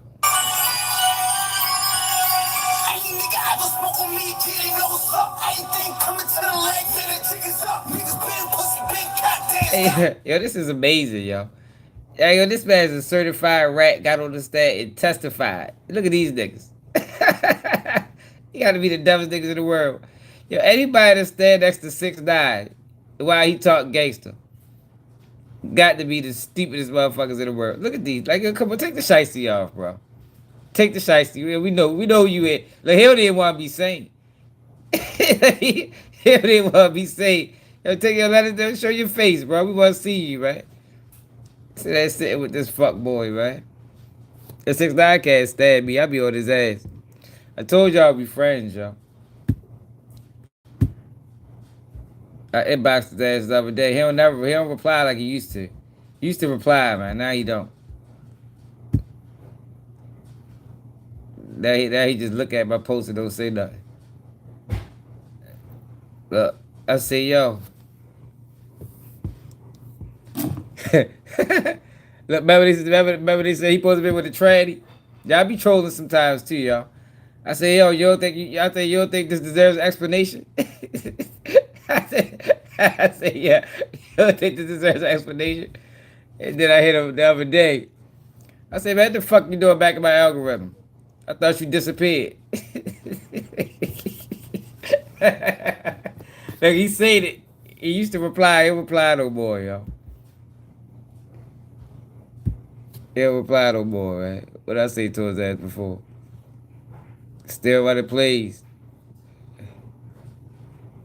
What the fuck I tell this nigga? You out here proposing to randoms. Yeah, keep you out of the streets. We don't need more casualties of your actions. I've been trolling 6ix9ine for years, y'all. I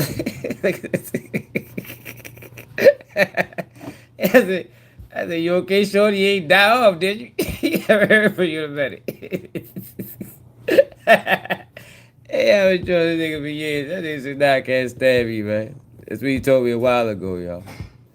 When he did reply, y'all. That's what he told me, y'all. Yeah, y'all niggas that brought his bitch ass. I thought he died, yo. I ain't lying. My name on everything around this mother. I thought that nigga died, yo. That nigga back. That shit crazy. That shit is unbelievable. They done brought 6ix9ine back. 6ix9ine might be the only person that ever come back from the dead. Oh yeah, let me show y'all that shit I was telling y'all about. About the UFO shit. Cause everybody keep thinking hey, you know, I be giving niggas the blues, bro. Let me tell you about everybody keep talking about snitching is a street rule. Listen to what happened at this hearing.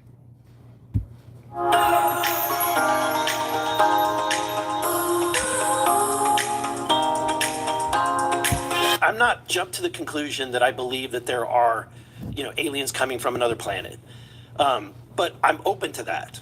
And I think that it's our responsibility, especially when we're seeing that we have a government that is actively blocking information from us. This video is of an MQ-9 drone tracking an orb, or this object, off the coast of Yemen. You'll see that another MQ-9 launched a Hellfire missile. I think what the American people should think when seeing that video, along with others before me, is that there is something out there. So yo, they shot a missile at this motherfucker. That bitch kept like whatever it was. They shot a missile at a Hellfire missile, and the bitch just kept going. Like the missile just like rubbed off the bitch. Look. Hold on. Let me go back. Look. They shot the missile. That bitch kept going, yo. Bitch ain't fall. What the fuck happened to the variant? Video is of an MQ-9 drone tracking an orb, or this another planet. But I'm open to that. And I think that it's our responsibility, especially when we're seeing that we have a government that is actively blocking information from us. This video is of an MQ-9 drone tracking an orb, or this object, off the coast of Yemen. You'll see that another MQ-9 launched a Hellfire missile. I think what the American people should think when seeing that video, it didn't fall. Along with others before me, is that there is something out there, and we should know as the people what it is. Has RO, the Air Force, or the FBI ever followed up with you personally about the Red Square event? I did have follow-up by Aero, nothing with the Air Force. They let me know that they were unable to locate any records, that the records had been destroyed by the Air Force. Our federal government has a history of destroying records. Are you scared for your safety? Listen to this.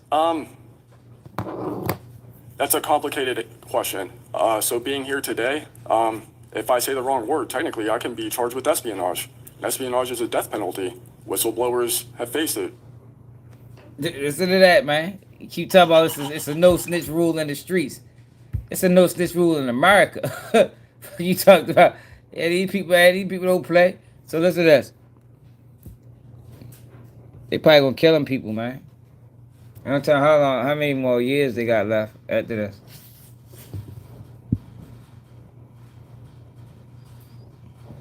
It say a group of military whistleblowers testified under oath that they've seen UFOs and that the U.S. intelligence community has tried to cover it up. 3 Navy and Air Force veterans testified Tuesday morning on Capitol Hill at the 3rd Congressional hearing on unidentified anomalous phenomena, UAPs, the new term for UFOs since 2023. During the hearing, Congressman Eric Burleson of Missouri showed shocking, never before seen footage of a UFO being struck by a Hellfire missile from the U.S. military drone in October 2024. The black and white video captured the 100-pound Class air-to-ground precision weapon bouncing off the mysterious orb, which continued traveling at extreme speed off the coast of Yemen. Witnesses, Jeffrey Whatever, and former Air Force military police officer for 16 years, called the new video exceptional evidence of the existence of UFOs. He and the other men disclosed how they saw multiple types of strange, unexplained craft while on duty, including giant triangles, glowing cubes larger than a football field, and the infamous tic-tac shaped vehicle spotted over the Pacific Ocean. Along with their eyewitness accounts, 2 of the veterans claimed that the U.S. government has attempted to keep their incidents a secret, allegedly threatening witnesses to stay quiet and blacklisting at least one of the veterans. Ynw Bortlen, a former Air Force intelligence specialist, said in his opening statement that multiple government agencies blocked him from getting work, forged his documents, and manipulated his security clearance. And y'all think this shit is a game. Bortlen claimed that what happened after he reported sightings of a 100-foot triangle flying low over him at Virginia's Langley Air Force Base. 100-foot triangle. Damn. In 2012 to his superiors. The large craft interfered with his telephone, made no sound, and rapidly ascended thousands of feet in seconds, Bortlen told the members of Congress. While in the government's Classified Special Access Program, SAP, Bortlen added that other agencies officers told him that he also faced retaliation after reporting their own encounters with UFOs. Additionally, Bortlen claims that the U.S. intelligence community has engaged in attacks in an attempt to assess what he disclosed to the intelligence community inspector general during a polygraph test in November 2024. When asked by South Carolina Congresswoman Nancy Mace if he feared for his safety, Bortlen said he didn't believe the government group was currently attempting to kill him, but his reputation has been damaged that he currently living off damn, they got that man living off unemployment. Shit. Your pie was getting $300,000 a year. Now they getting unemployment, yo. You see what happens with rats? For the people that think it's some street shit, you see what the United States government does to rats. When it was the other guy's turn to speak, the Air Force veteran said that he witnessed 5 unexplained incidents at California's Vanguard Air Force Base between 2003 and 2005. Those included receiving reports of a glowing red square hovering silently over a missile defense site and witnessing a giant triangle shaped over 100 yards long on the same night in October 2003. A week later, he said he documented how patrols at the base saw a strange light over the ocean heading toward Vandenberg. When guards called for help, the object quickly descended, hovering briefly, and then vanished. Damn. There was some wild shit out there in this world, man. It was after the incident that he claimed a witness to the close encounter was threatened by superiors to stay quiet. When Colorado Congresswoman Lauren Boebert asked about the status of the investigation to the reports, the Air Force veteran said the military had been regularly destroying all public records every 3 years, including reports made by Vandenberg. They destroyed all the police records, so they couldn't even call the Air Force to ask them if it was a vehicle incident. In his opening statements, he added that He and 2 other military police officers witnessed the orb with pulsing lights that moved like a butterfly flying over his house while they were off duty. Alexandra Wiggins, an active duty U.S. Senior Chief Petty Officer, was also brought in as a witness to describe the strange encounter aboard the USS Jackson off Southern California coast in February 2023. Wiggins witnessed a Tic Tac craft emerge. What the fuck is a Tic Tac craft? From the Pacific Ocean, and joined 3 other Tic Tacs in a flying formation over the Navy vessel. Unbalanced? Oh, okay. All the Tic Tac shapes off at the same time with incredible speed, without creating a sonic boom or making the typical engine trails of a plane or a drone. Yo, there's some wild shit in this world, man. I believe in UFOs. I don't know how y'all feel about it, but I refuse to believe that, yo, with all these planets that we supposed to have, that we are the only life form out this bitch. That it just doesn't make logical sense to me. I just can't see a scenario where we are the only people. I don't think that's logical, y'all. I think if you believe that, like, I don't know what to tell you. I just don't think that's logical thinking. All right.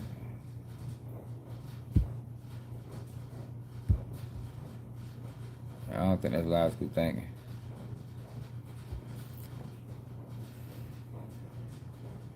He said, that's the thing. The way that thing I saw moving, it was not normal. The chairman of the hearing, Ann Pauline Luna of Florida, claimed in her opening statement that the former leader of the Pentagon, UPA's investigative office, Sean Kirkpatrick, was a documented liar who undermined UFO investigations. Later in the hearing, Luna added that she would be happy to subpoena Kirkpatrick to testify on alleged misconduct at the All Dominion Anomaly Resolution Office. Also testifying before Congress was Joe Splendor, a senior policy counsel at the Project of Government Oversight, who emphasized the critical role of whistleblowing and exposing government wrongdoing. George Camp, a chief investigative reporter for the news in Las Vegas, who highlighted a decade-long pursuit of UPO stories through government documents and witness accounts, was at the hearing as well, documenting years of suspicious behavior surrounding government official narratives. Why, people, it's like people know, yo, like, yo, you might just come clean, man. Like, I don't think people stupid, yo. I think most people know that it's some things out there, man. I mean, some unidentified things out there in this world, man. Camp said during the hearing that Americans were told for decades that there was no documentation of any kind of strange craft, but that changed when the Freedom of Information Act was enacted in 1966. The journalist noted that thousands of pages of previously classified documents have suddenly been released, and ensuing decades, including many involved reports of UAPs worldwide.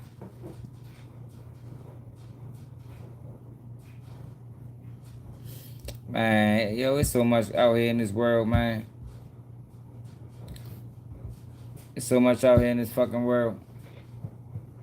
Dang, we can't even get the Tyler Perry shit, man. I wanted to see what this freaky ass was involved in, man. You wild ass nigga.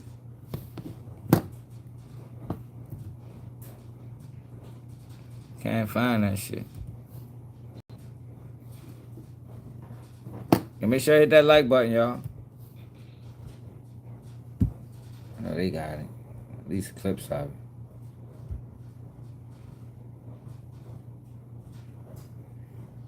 Yeah, we gotta find a way to get rid of 6ix9ine, y'all.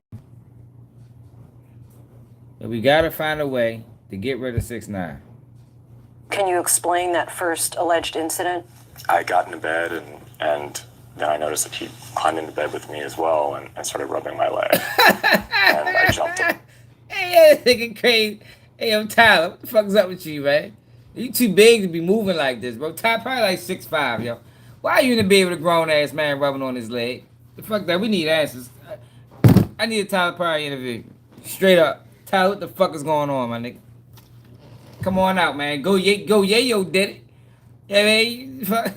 Go Yayo did it, bro. Come on out, my nigga.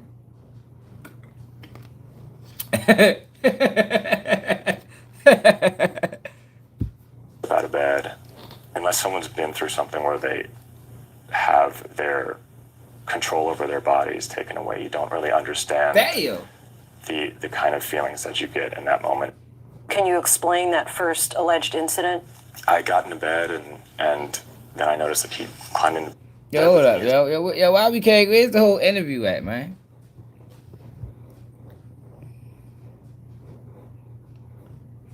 We need the whole interview, man.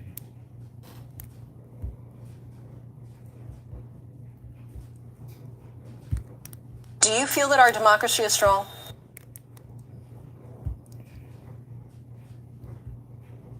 Yo, Ty probably wild as shit, yo. Yo, did y'all see this fucking this thing right here? Now, yo, like boys. He a boy lover. He admitted it first, then he said it was AI. But yo, you just look at go here, yo. Look how he operates. Check him out. What's going on? Big on the yo. I will be live this Sunday, April 29th, in Cameron, Texas, at Hood Day. Boy, well, no way, fuck with a host at me. You know what's going on. And Big Homie L pop up and send them Vegas, man. Shout out my big brother, D.D. West. We can go crazy ENT. And you know, I go crazy for real. That man mannerisms, yo, is all off, man. That man mannerisms is off. That boy like boys, man. What other shit? That other video at when he was acting all fruity. I'll find fruity ass nigga. Fuck that other shit at. Oh fuck.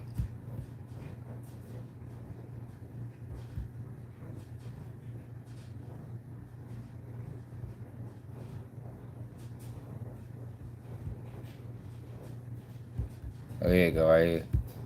Situation, you know what I'm saying? And I feel some type of way about that too. I feel like he got posted at 4 in the morning. Come on, man. Niggas didn't know you wasn't right. He got posted at 4 a.m. So I don't think you were seeing that. I fell asleep. I was at Super Bowl. I was at Super Bowl.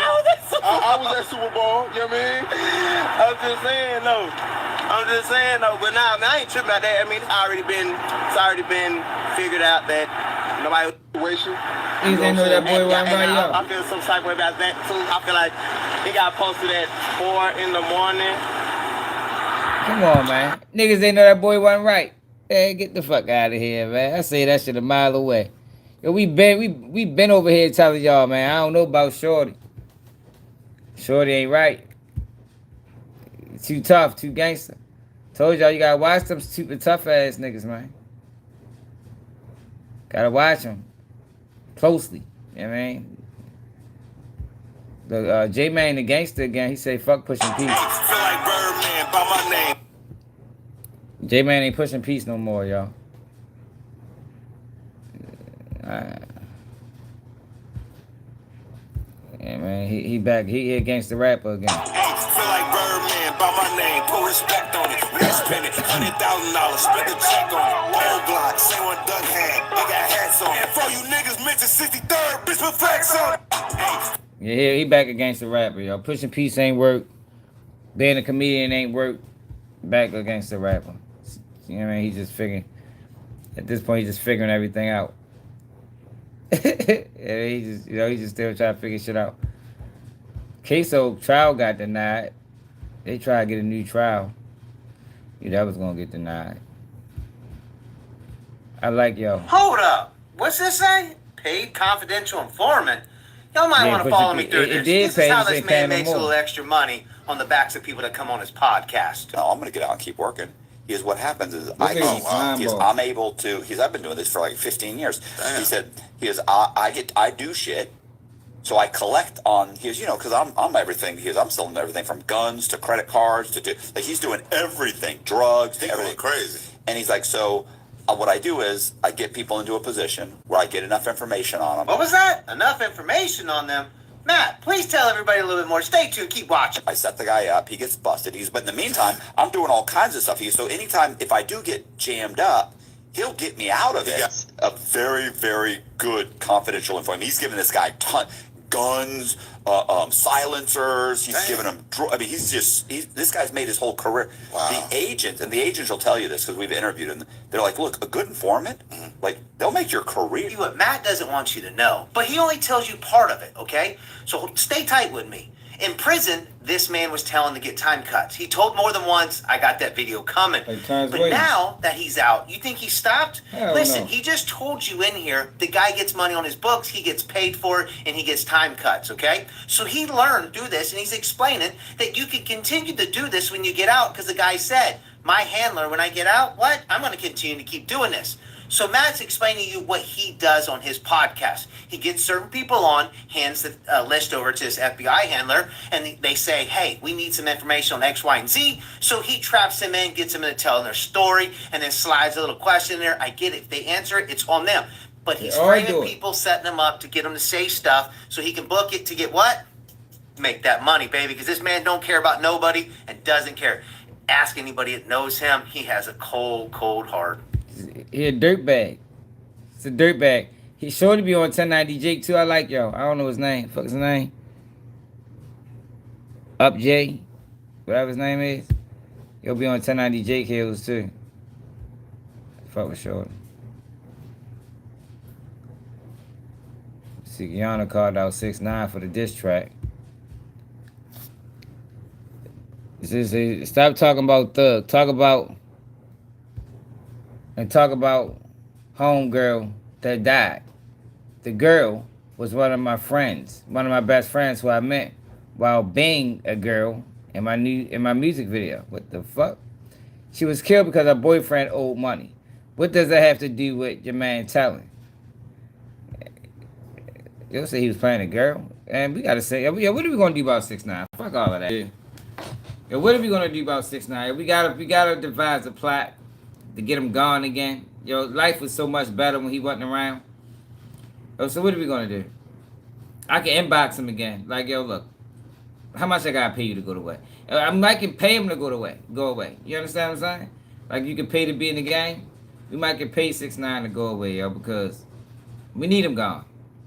I thought he died a few times. He came back twice. Like, I don't know what to do at this point, y'all. I don't know what to do at this point. The nigga can't go nowhere. Hell no. Got to go, man. He's a problem. How you dropping diss tracks on Young Thug, calling him a rat, but you took the stand on niggas, bro. Several different trials. You know what I mean? Like, you took the stand on niggas, bro. So what we gonna do? What's the plan? Hit the like button, hit the cash app. And what is the game plan to get rid of 6IX9? Last time we got rid of him, we had Dirt. It was a lot. We had Meek Mills. It was a collaborative effort. This time, I don't think it's gonna be that easy, man. Because they've been pushing snitch culture. Maybe the whole game plan with pushing snitch culture was to push 6IX9 back. Anybody ever thought about that? Maybe that was the game plan. Maybe the end goal was 6IX9. If we can push this snitch culture shit, if we can finally get 6IX9 back into the community.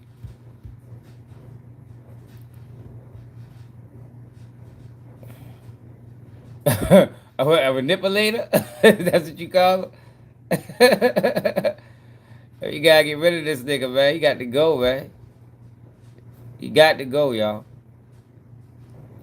I don't know how we gonna do it, but it has to be done.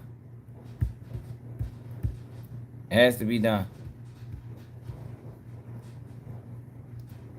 Man, we ain't never listened to yo. I don't know how he got so big. I told you I ain't never heard nobody in Baltimore bump 6IX9 ever. Like ever. Not one time. I ain't never heard him in a club, in a bar, riding down the street, just nowhere. Like that nigga had no support in Baltimore. Like zero. Okay, so requested a new trial. Just as a reminder and for the record that we specifically requested copies of all demonstratives at the hearing on the motions in limine, which was granted. The state said there were no demonstratives. You back rapping again, JD. The demonstrative with the notes, which is, I would say, core to our motion for a new trial, The demonstrative that contained those notes was provided to us Mike, what it is, the my nigga? morning of the day that it was introduced.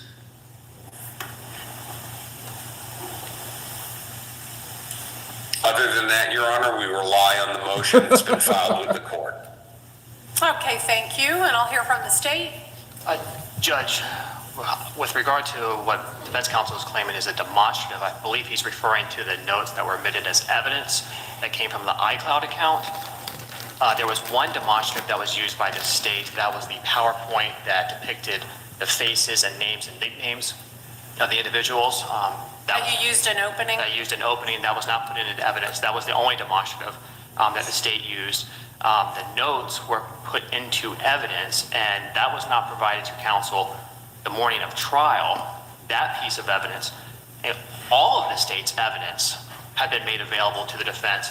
I had asked them to let me know when a good time was. I would walk them through my case and all of the evidence I intended to introduce. They declined to participate in that. They declined to do that. I left all of the evidence from the state in the courtroom from jury selection on through the end of the trial. They could look at it at any time they wanted to.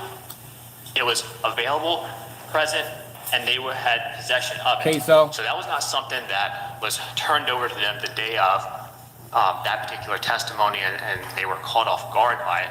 That was something that was available and made known to them for years. I recall our conversations about that.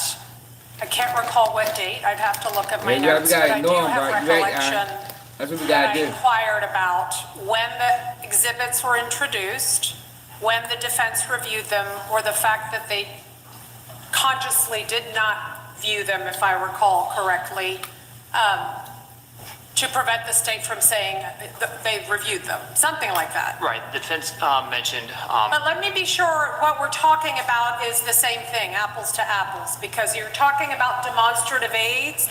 Other than that PowerPoint video of the faces and names that the state used in opening, what other demonstrative aids did the state introduce, or not introduce, that did the state use in trial that you have not seen prior to trial?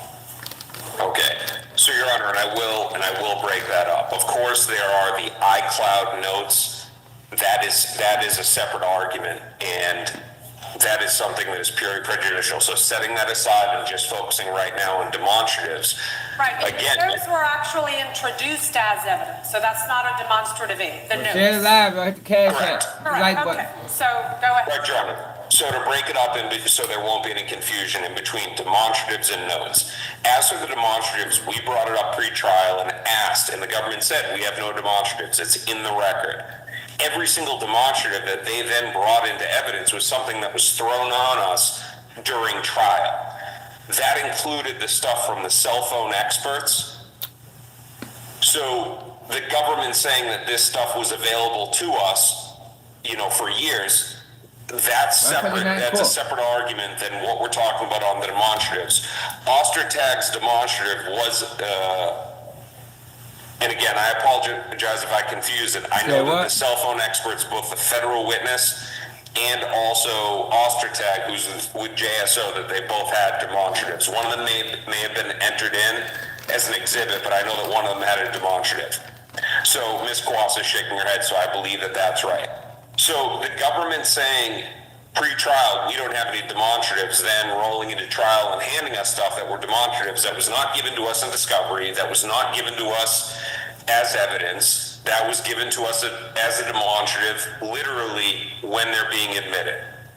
As for the notes, which is a separate thing and a separate argument, which is within the motion before Your Honor, those notes have no relevance. Those notes predated everything the government was bringing up in the case. The government was allowed to introduce it in. It talks about specific acts of violence identical to this case, and there is no way that the jury removed that from their mind when they were making a determination of guilt in this case. There's no way. So I actually like that argument. So what he's talking about is rap lyrics that was admitted in the trial that the state tried to use to say, look, he's talking about the crime. But what they failed to mention was that these lyrics this song was out before the death of Charles McCormick. I thought this is a good argument, even though I knew they weren't going to overturn it. That should have gone before the jury, and I don't think that the government can articulate how a note that was authored, and we know when notes are authored, even if they're edited, that it changes within Apple iCloud, and the date that's on it predates the death of Willie Addison, which was believed to be the reason why Charles McCormick wrote the song and the reason why there would have been motive to commit the murder here. I don't think the government can articulate how that note was at all relevant to this case and how a jury would be able to disregard that note. And again, it's all contained within my motion. Yeah, and I understand the argument about the note. That was an exhibit in evidence, not a demonstrative. I understand you believe it should not have been admitted, and certainly the appellate court can tell me if I have made an error in that regard. What I am trying to go back and recall and review in my notes and otherwise are what you're describing as demonstratives by Agent Corley of the Federal Bureau of Investigation and the cell phone forensic examiner, Mr. Florida play a dirty game, y'all. They play a dirty game out of that bitch. Mr. Tagg of the Jacksonville Sheriff's Office. And I'm just trying to go back to my exhibit list and my notes to recall whether those, I believe FBI agents were moved into evidence. That is correct. There was a PowerPoint presentation that contained slides that the agent had created that depicted the cell phone tower locations as well as the location for the phones based on incoming, outgoing calls and data files, and that was moved into evidence. With regard to... Your Honor, I apologize for stepping in, but just in order to assist the court, just so that it's clear, is I know the state is saying those were moved into evidence. We were always, and I think we objected, that all of those things qualified as demonstrative aids and should not have been admitted. So when we say demonstrative aids, in our eyes, those were demonstrative aids and admitted over objection.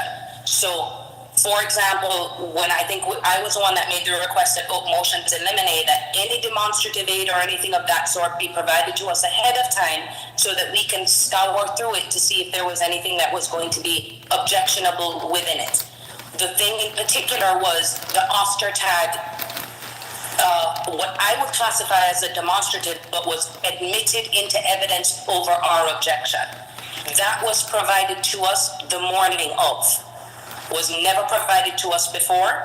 We had a brief moment to try to scour through it before the court inquired if there was any objection. I believe we laid our objection that it shouldn't be admitted at all, as it is merely a demonstrative aid. And that, I believe, was also the piece of evidence, the compilation that contained the notes. We then discovered, we were only able to discover the date timestamp of the note after the court had admitted it into evidence when we asked the state to provide us with Mr. Robinson's physical phone, which we never had access to before. But we then looked into it and was able to determine the date and time. That was brought to the attention after it was already admitted. I just want to make sure the timeline is clear and as to what we are classifying as the demonstrative aid, but yes, Mr. Cooper is correct. Ultimately, it was admitted into evidence, but over the defense's objection. Yes, and I do recall that, and that's why I wanted to be clear. You all might be calling it a demonstrative aid. I'm calling it an exhibit in evidence because it was indeed moved into evidence.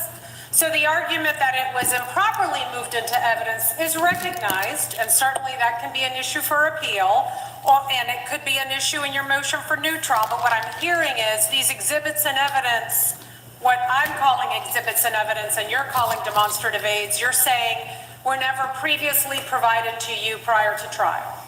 Correct, Judge. The compilations. I know that Mr. Cooper is saying, well, all of the raw data, I would just classify it as raw data, like all of the individual pieces of evidence were provided to us, and the court is aware of how many thousands of pieces of evidence and pages and social media and all of that was included in this case. So yes, it was, but what we had specifically requested at the motions in limine, because of the voluminous nature of the discovery in this case, that anything that they intended to introduce as a compilation to provide it to us timely so that we would have an opportunity to go through and proper exceptions. So I just wanted to that is somewhat of an Oratinas addendum. Just I wanted to add that also to everything that was written into the motion for new trial by Mr. DeCoste.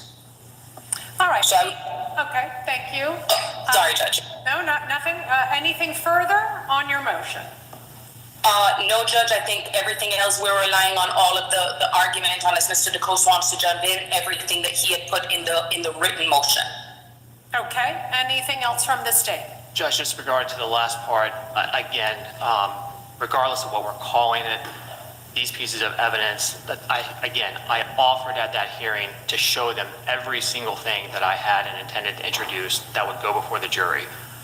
They deliberately decided not to look at that, and I believe during trial articulated to the court that that is their common practice because they don't like to look at something and say that they have reviewed it, and then later something that maybe they did not see was introduced. And that's their practice, and that's fine. But I've listed everything in discovery. I've did an exhibit list that outlined everything. I left it in the courtroom, and I offered weeks before this to walk them through every single piece of evidence that I intended to introduce. They had copies of it. They were aware of it. I don't know what else I could have done. Okay. Your Honor, I can reply to that, please. Okay. Last thing, because we've gone back and forth, which is well, it's our motion that we do. But go ahead. Just for the record, it's our motion. We made the initial argument. They responded. I would want to reply, if the court will allow. Well, I was allowing him to respond to the Oratinas addendum, which was not included in the motion. So if you want to reply to that only, then you may. I think I've heard enough already about the other issues. Understood, Your Honor. The standard practice that I explained on the record is this, that the government under 3.220 has an obligation to list and provide all items of discovery. As a matter of practice, when a prosecutor says, hey, come and take a look at our file, I decline to do that because it opens up an opportunity for a prosecutor to say, well, it was in my file. You would have seen it, but you didn't look at it. So this was not a situation of us being dilatory or us trying to be willfully ignorant. We said anything that you have provided to us so that there is a receipt, so that there's a record that we know that we have it. As for these demonstrative evidence, it would have been as easy as Mr. Cooper loading it into an email and sending it to us. The government chose to wait for these, what were initially introduced as demonstrative exhibits, to wait to provide those to us. That is not the right way to do it. And it's not right to say that somehow we didn't because we chose to not physically go to their office and look through their file for the reasons that I had explained. As for the notes, I still don't think the government has articulated how a note from 18 months prior, when they moved to introduce it to the court without telling the court that the note was so old. Remember, they had the phone, so if we're talking about looking at evidence, they could have looked at their own evidence, the phone that was in their possession, and said, hey, we're trying to move into evidence a note that is years before any of this incident, but they didn't look at that. It was only because we shared that with the court. I think for that reason alone, that it would mandate a new trial. As for the demonstration, I do believe that too, though. That's the only motion that I thought would, might get some traction. But what the judge is saying is that sounds like a issue for the appeals court. But I agree. They played lyrics that was months before any crime had even committed, and tried to correlate it to the murders. That was dirty work, man. I've made my argument. Thank you for allowing me to reply. All right, thank you so much. All right, well, of course, the 4 issues raised in the motion were all addressed during the course of the trial. Objections were raised by counsel. The court heard the argument from the parties and ruled on them. So that none of this is new that I hadn't heard before. But having considered the motion in its totality, and of course, having sat through the trial, at this time, I'm going to deny the motion for new trial. All right, that said, I know we were originally scheduled for sentencing this week at the request of counsel. We are postponing that. I know the PSI for both Mr. Whitaker and Mr. Robinson have been prepared and I think were distributed to counsel last month at some point on the 24th or 25th of August, something around there. So let's go ahead and pick a date and time certain on which you can come back for a sentencing in this matter. Because normally we do sentencing some 30 days after trial. We're now at the 6-week mark, having picked this week for everyone's convenience. That was diabolical, yo. Nigga, father told on. Can you just imagine, yo, wanting to grow up to be like your father? Your whole life you hearing all these gangster stories and you become enamored with it, and then you try to duplicate what he's done, only to commit crimes with this nigga he tell on you. I get my father stabbed up in the joint. You pull some shit like that. I ain't gonna lie. I'm sure they got them niggas on keep separate. I get his ass chopped up right now. Yeah, I be trying to find his ass, put a bag of motherfucking a whole commissary bag on him. That's all they take. Commissary bag, 85 deep or whatever you can do in Florida. Yeah, man, for $85 on them, niggas to chop his ass up. Yeah, that's fucked up though, yo. It's dirty work. I'm told on his son. But he was always a rat. He was a rat previously. He probably should have listened to his mother, yo. Sometimes your mother be right, yo. I be telling y'all, man. No. Queso father ain't need to come up in this situation. She just saying that it was already addressed, and she's saying she don't think this is the appropriate time to address it. She's saying she think the motions that they filed would be better handled in appeals court as opposed to being handled right now. Or right now. Convenience. So let's try to find a time if we can this month to return for sentencing. So as you know, here in our jurisdiction, we have every week is a trial week. So I don't know what trials I have going or not going. And I don't know how long they are to last. But if I'm to do a date time certain to accommodate, and I do this for other cases that I have out-of-town counsel who need to travel, Friday is the best day I can do because we pick juries every Monday, and then we try a case, and if it's a 2 or 3 or 4 day trial, that has less opportunity to impact on a Friday. So if you have Fridays available, I have every Friday this month available, and Fridays to the beginning of October, then we get a little dicey. Your Honor, if it's Fridays, and I can explain the reason why, the only date, and I don't know if Ms. Quas is available, will be the 19th. On the 25th, I have a sentencing before Judge Williams. It's a plea sentencing. And that is at 3 o'clock in the afternoon. That would be a really tight window to get to Your Honor. 19th works for me. Does it work for the state? I'll make it work. And we don't know about I'll make it work. Shit, we can do this shit now. To see if she can come on that day. But even if she can't, there's nothing to say we can't have separate sentencings, even though that would make victim's family have to come twice. They're entitled to be heard. So if that works, we don't need to really talk about other dates. But what time? I don't know if y'all are driving or if you're flying. I have all available from 9 a.m. to 5 p.m. He shouldn't have got no out-of-town lawyer, yo. Somebody should have told Young Nate that ain't a good idea. Yo, it ain't a good idea to get no out-of-town lawyer, man. It ain't no good idea to get an out-of-city lawyer, an out-of-county lawyer. Yo, you want to get the best lawyer in that area. Especially, we ain't talking about the federal, we talking about state cases. Yo, because a lot of times, especially you coming in with a high-profile attorney that ain't from their office, that ain't from their jurisdiction, yo, they treat them motherfuckers bad. Now it got me wondering. Now it's starting to make sense why all their motions was getting denied. Because they was denying the shit out their motion the whole trial. They couldn't get nothing to go through. Young Nate should have got a lawyer in Florida, but he probably don't trust them motherfuckers just because of all the shit they got going on. But I'd have got the best attorney in Jacksonville. I wouldn't have went out of state. Wouldn't have went out of state with it. What's up, Nikki, baby? Hey, Nikki, appreciate the $5 cash app, too. Yeah, they be plugged in. It's always good to get a lawyer from that area. If you got a case in Baltimore City, get a Baltimore City lawyer. If you got a case in Baltimore County, get a Baltimore County lawyer. Don't get one of them motherfucking Baltimore City lawyers and bring them out the county. Nah, I don't like that shit.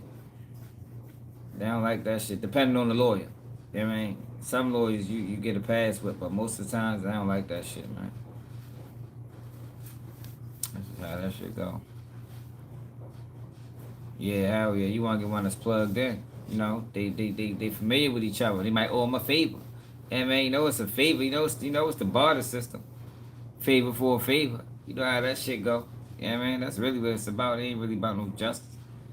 But what have you done for me lately? Yeah, man, you scratch my back, I scratch yours. You feel me? Like that's the system, yo.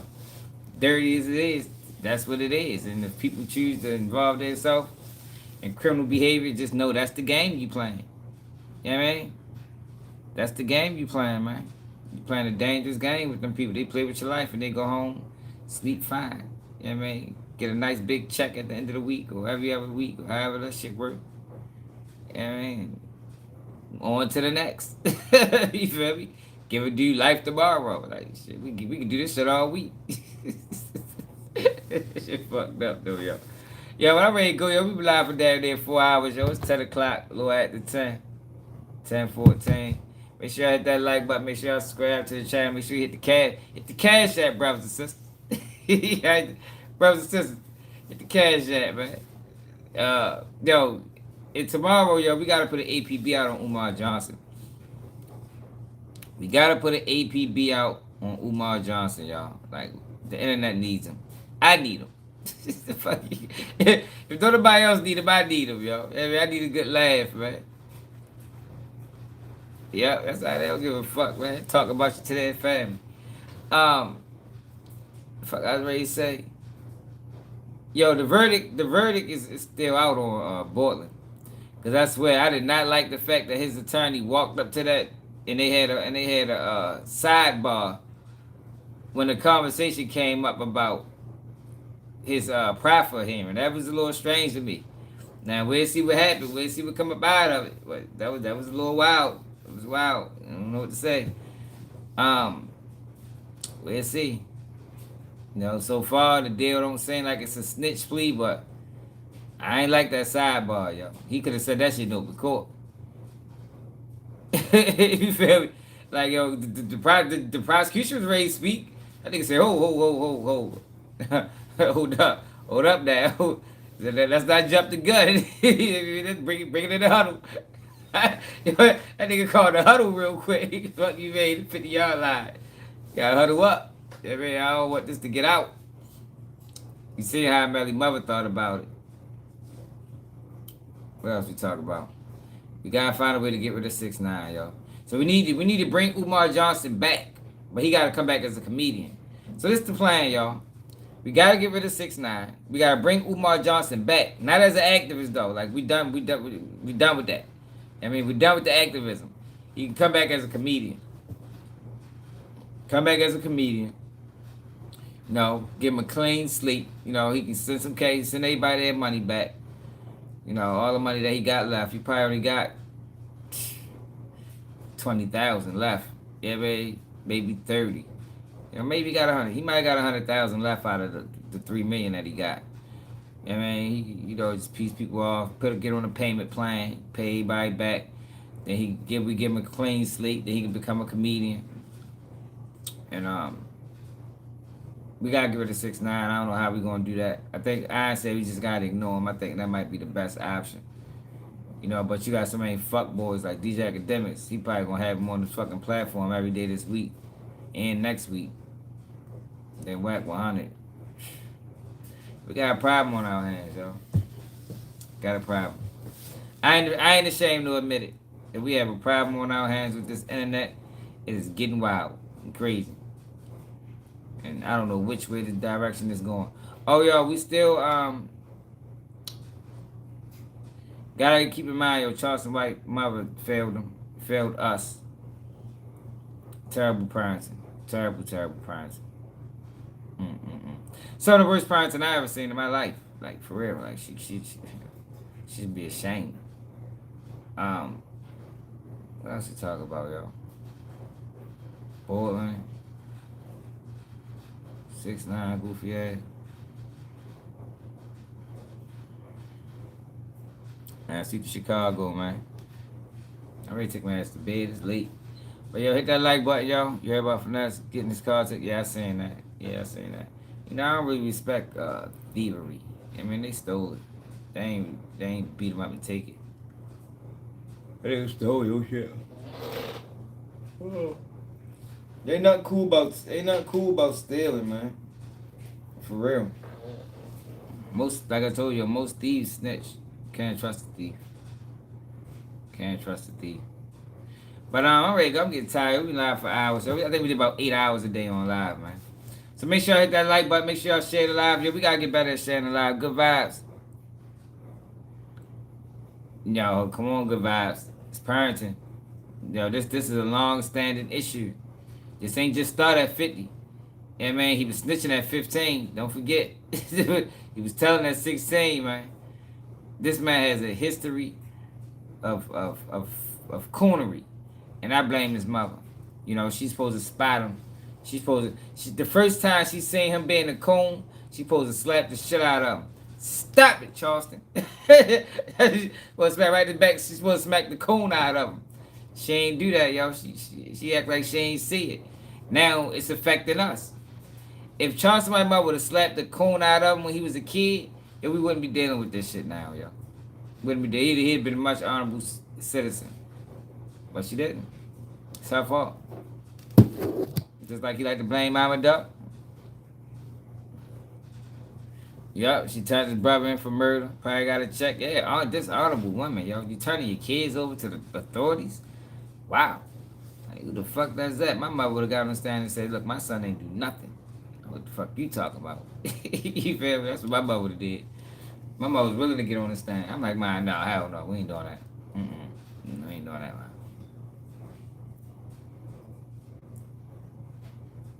Oh, yeah, that's how she got the new eye. He was just a follower. He was trying to find his way, man. Charles White been trying to find his way since he was a kid. He finally found his way. Like, what you know about finding your way at 50? You know what I mean? Your whole life, you've been searching for direction. You know, you was unsure of who you was. And then at 50, you finally find yourself. Like, man, get the fuck out of here. I blame his mother for that. That's his mother's fault, too, y'all. She supposed to help that boy find himself way earlier. Oh, yeah, got this boy out here acting a fucking fool. And he keep talking about everybody else mother. King Von mother. Mama Duck mother. Tuka mother. Shit. Lord, what's the fuck the Lord nigga name that got killed? Lord Snoop mother. All these mothers he talks bad about because their kids was murdered or was murderers. But his mother, who raised 2 murderers, is just this honorable, upstanding woman. Hell no. Fuck no. Not over here. If their mothers ain't shit, yours wasn't either.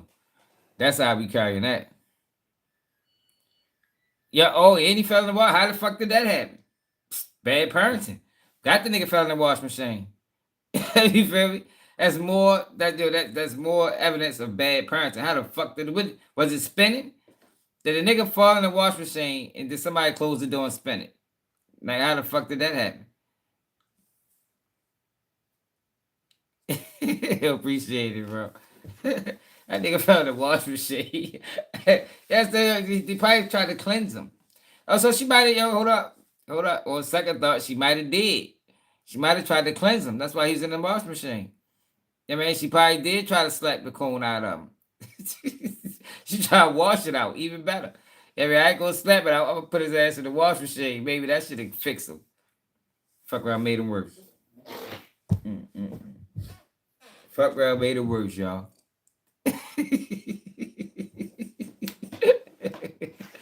Hey, I'm tired though. Y'all see when I get tired, I get the joke of this shit. You feel me?